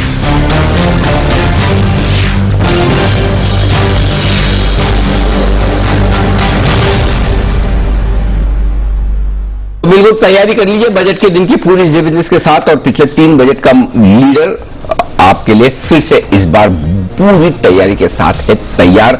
एक्सपर्ट्स का दमदार पैनल, लाइव एक्शन, पूरा का पूरा विश्लेषण और वित्त मंत्री का भाषण, ये सब कुछ आपको देखना है सिर्फ और सिर्फ जी बिजनेस पर। फाइनल क्लोजिंग आ चुकी है और ऐसा कुछ भी नहीं है जिस फाइनल क्लोजिंग पे हम बताने लायक समझे, फिर भी बताना जरूरी है। 913 अंक नीचे बंद हुआ है निफ्टी बैंक 30,284 पर। निफ्टी बंद हुआ है 271 अंक नीचे 13,967 पर, और 47,409 पर 937 अंकों के नुकसान के साथ सेंसेक्स ने की है आज की पारी की समाप्ति। 4 दिनों तक लगातार कमजोरी, लंबे समय बाद ऐसा हुआ है जब बाजार 4 दिन लगातार नेगेटिव बंद हुए हो। यह है बाजार का हाल, तो हमारा हाल अच्छा नहीं है तो मृत्युंजय का कौन सा अच्छा होगा। इससे पहले हम एक बार विदा ले लें जल्दी से। कुणाल जी, राकेश जी, आशु सर, आप सबका धन्यवाद वक्त निकालने के लिए। किरण जी, राजेश जी और जय ठक्कर साहब, आपका भी शुक्रिया आज हमारा साथ देने के लिए। कल बड़ा दिन है भाई, सब लोग टाइम से आ जाइएगा वापस, एक्सपायरी का दिन है, पहले से हालत बड़ी खराब है, तो आप सब लोगों की एक्सपर्टाइज की बड़ी जरूरत होगी एक्सपायरी के दिन। कल मुलाकात फिर से होगी, तब तक मृत्युंजय हमारे साथ तैयार है। ठंडा ही है मामला, ठंडा ही है सर, बिल्कुल हमारे जितना खराब तो नहीं, उतना खराब तो नहीं है सर, लेकिन आई है कि 49,000 के नीचे है गोल्ड। 49,000, हमारा तो 47,400 हो गया सेंसेक्स, तो उससे ऊपर है सर कई 1,000 रुपए गोल्ड। ओके, तो मतलब गिरावट है, लेकिन आज फेड का फैसला भी आना है और बाजार के बड़े जानकारी ये बता रहे हैं कि फैसला जो भी आएगा उसका बड़ा इंपैक्ट प्राइस के ऊपर दिखेगा, या तो उसके बाद $100 तक गोल्ड के दाम कम हो सकते हैं या बढ़ सकते हैं, जो भी हाँ इस तरह की आशंका जताई। हाँ, तो इसीलिए तब तक के लिए आपको उसके बाद तक के लिए अभी ट्रेड नहीं करना है। बैठक का जब फैसला आएगा तब आएगा, लेकिन बैठक के फैसले से पहले आपको किस तरह का ट्रेड लेना है और फैसले से पहले कब निकल जाना है, किस भाव पर निकल जाना है, ये हम आपको बताएंगे कमोडिटी सुपरफास्ट में।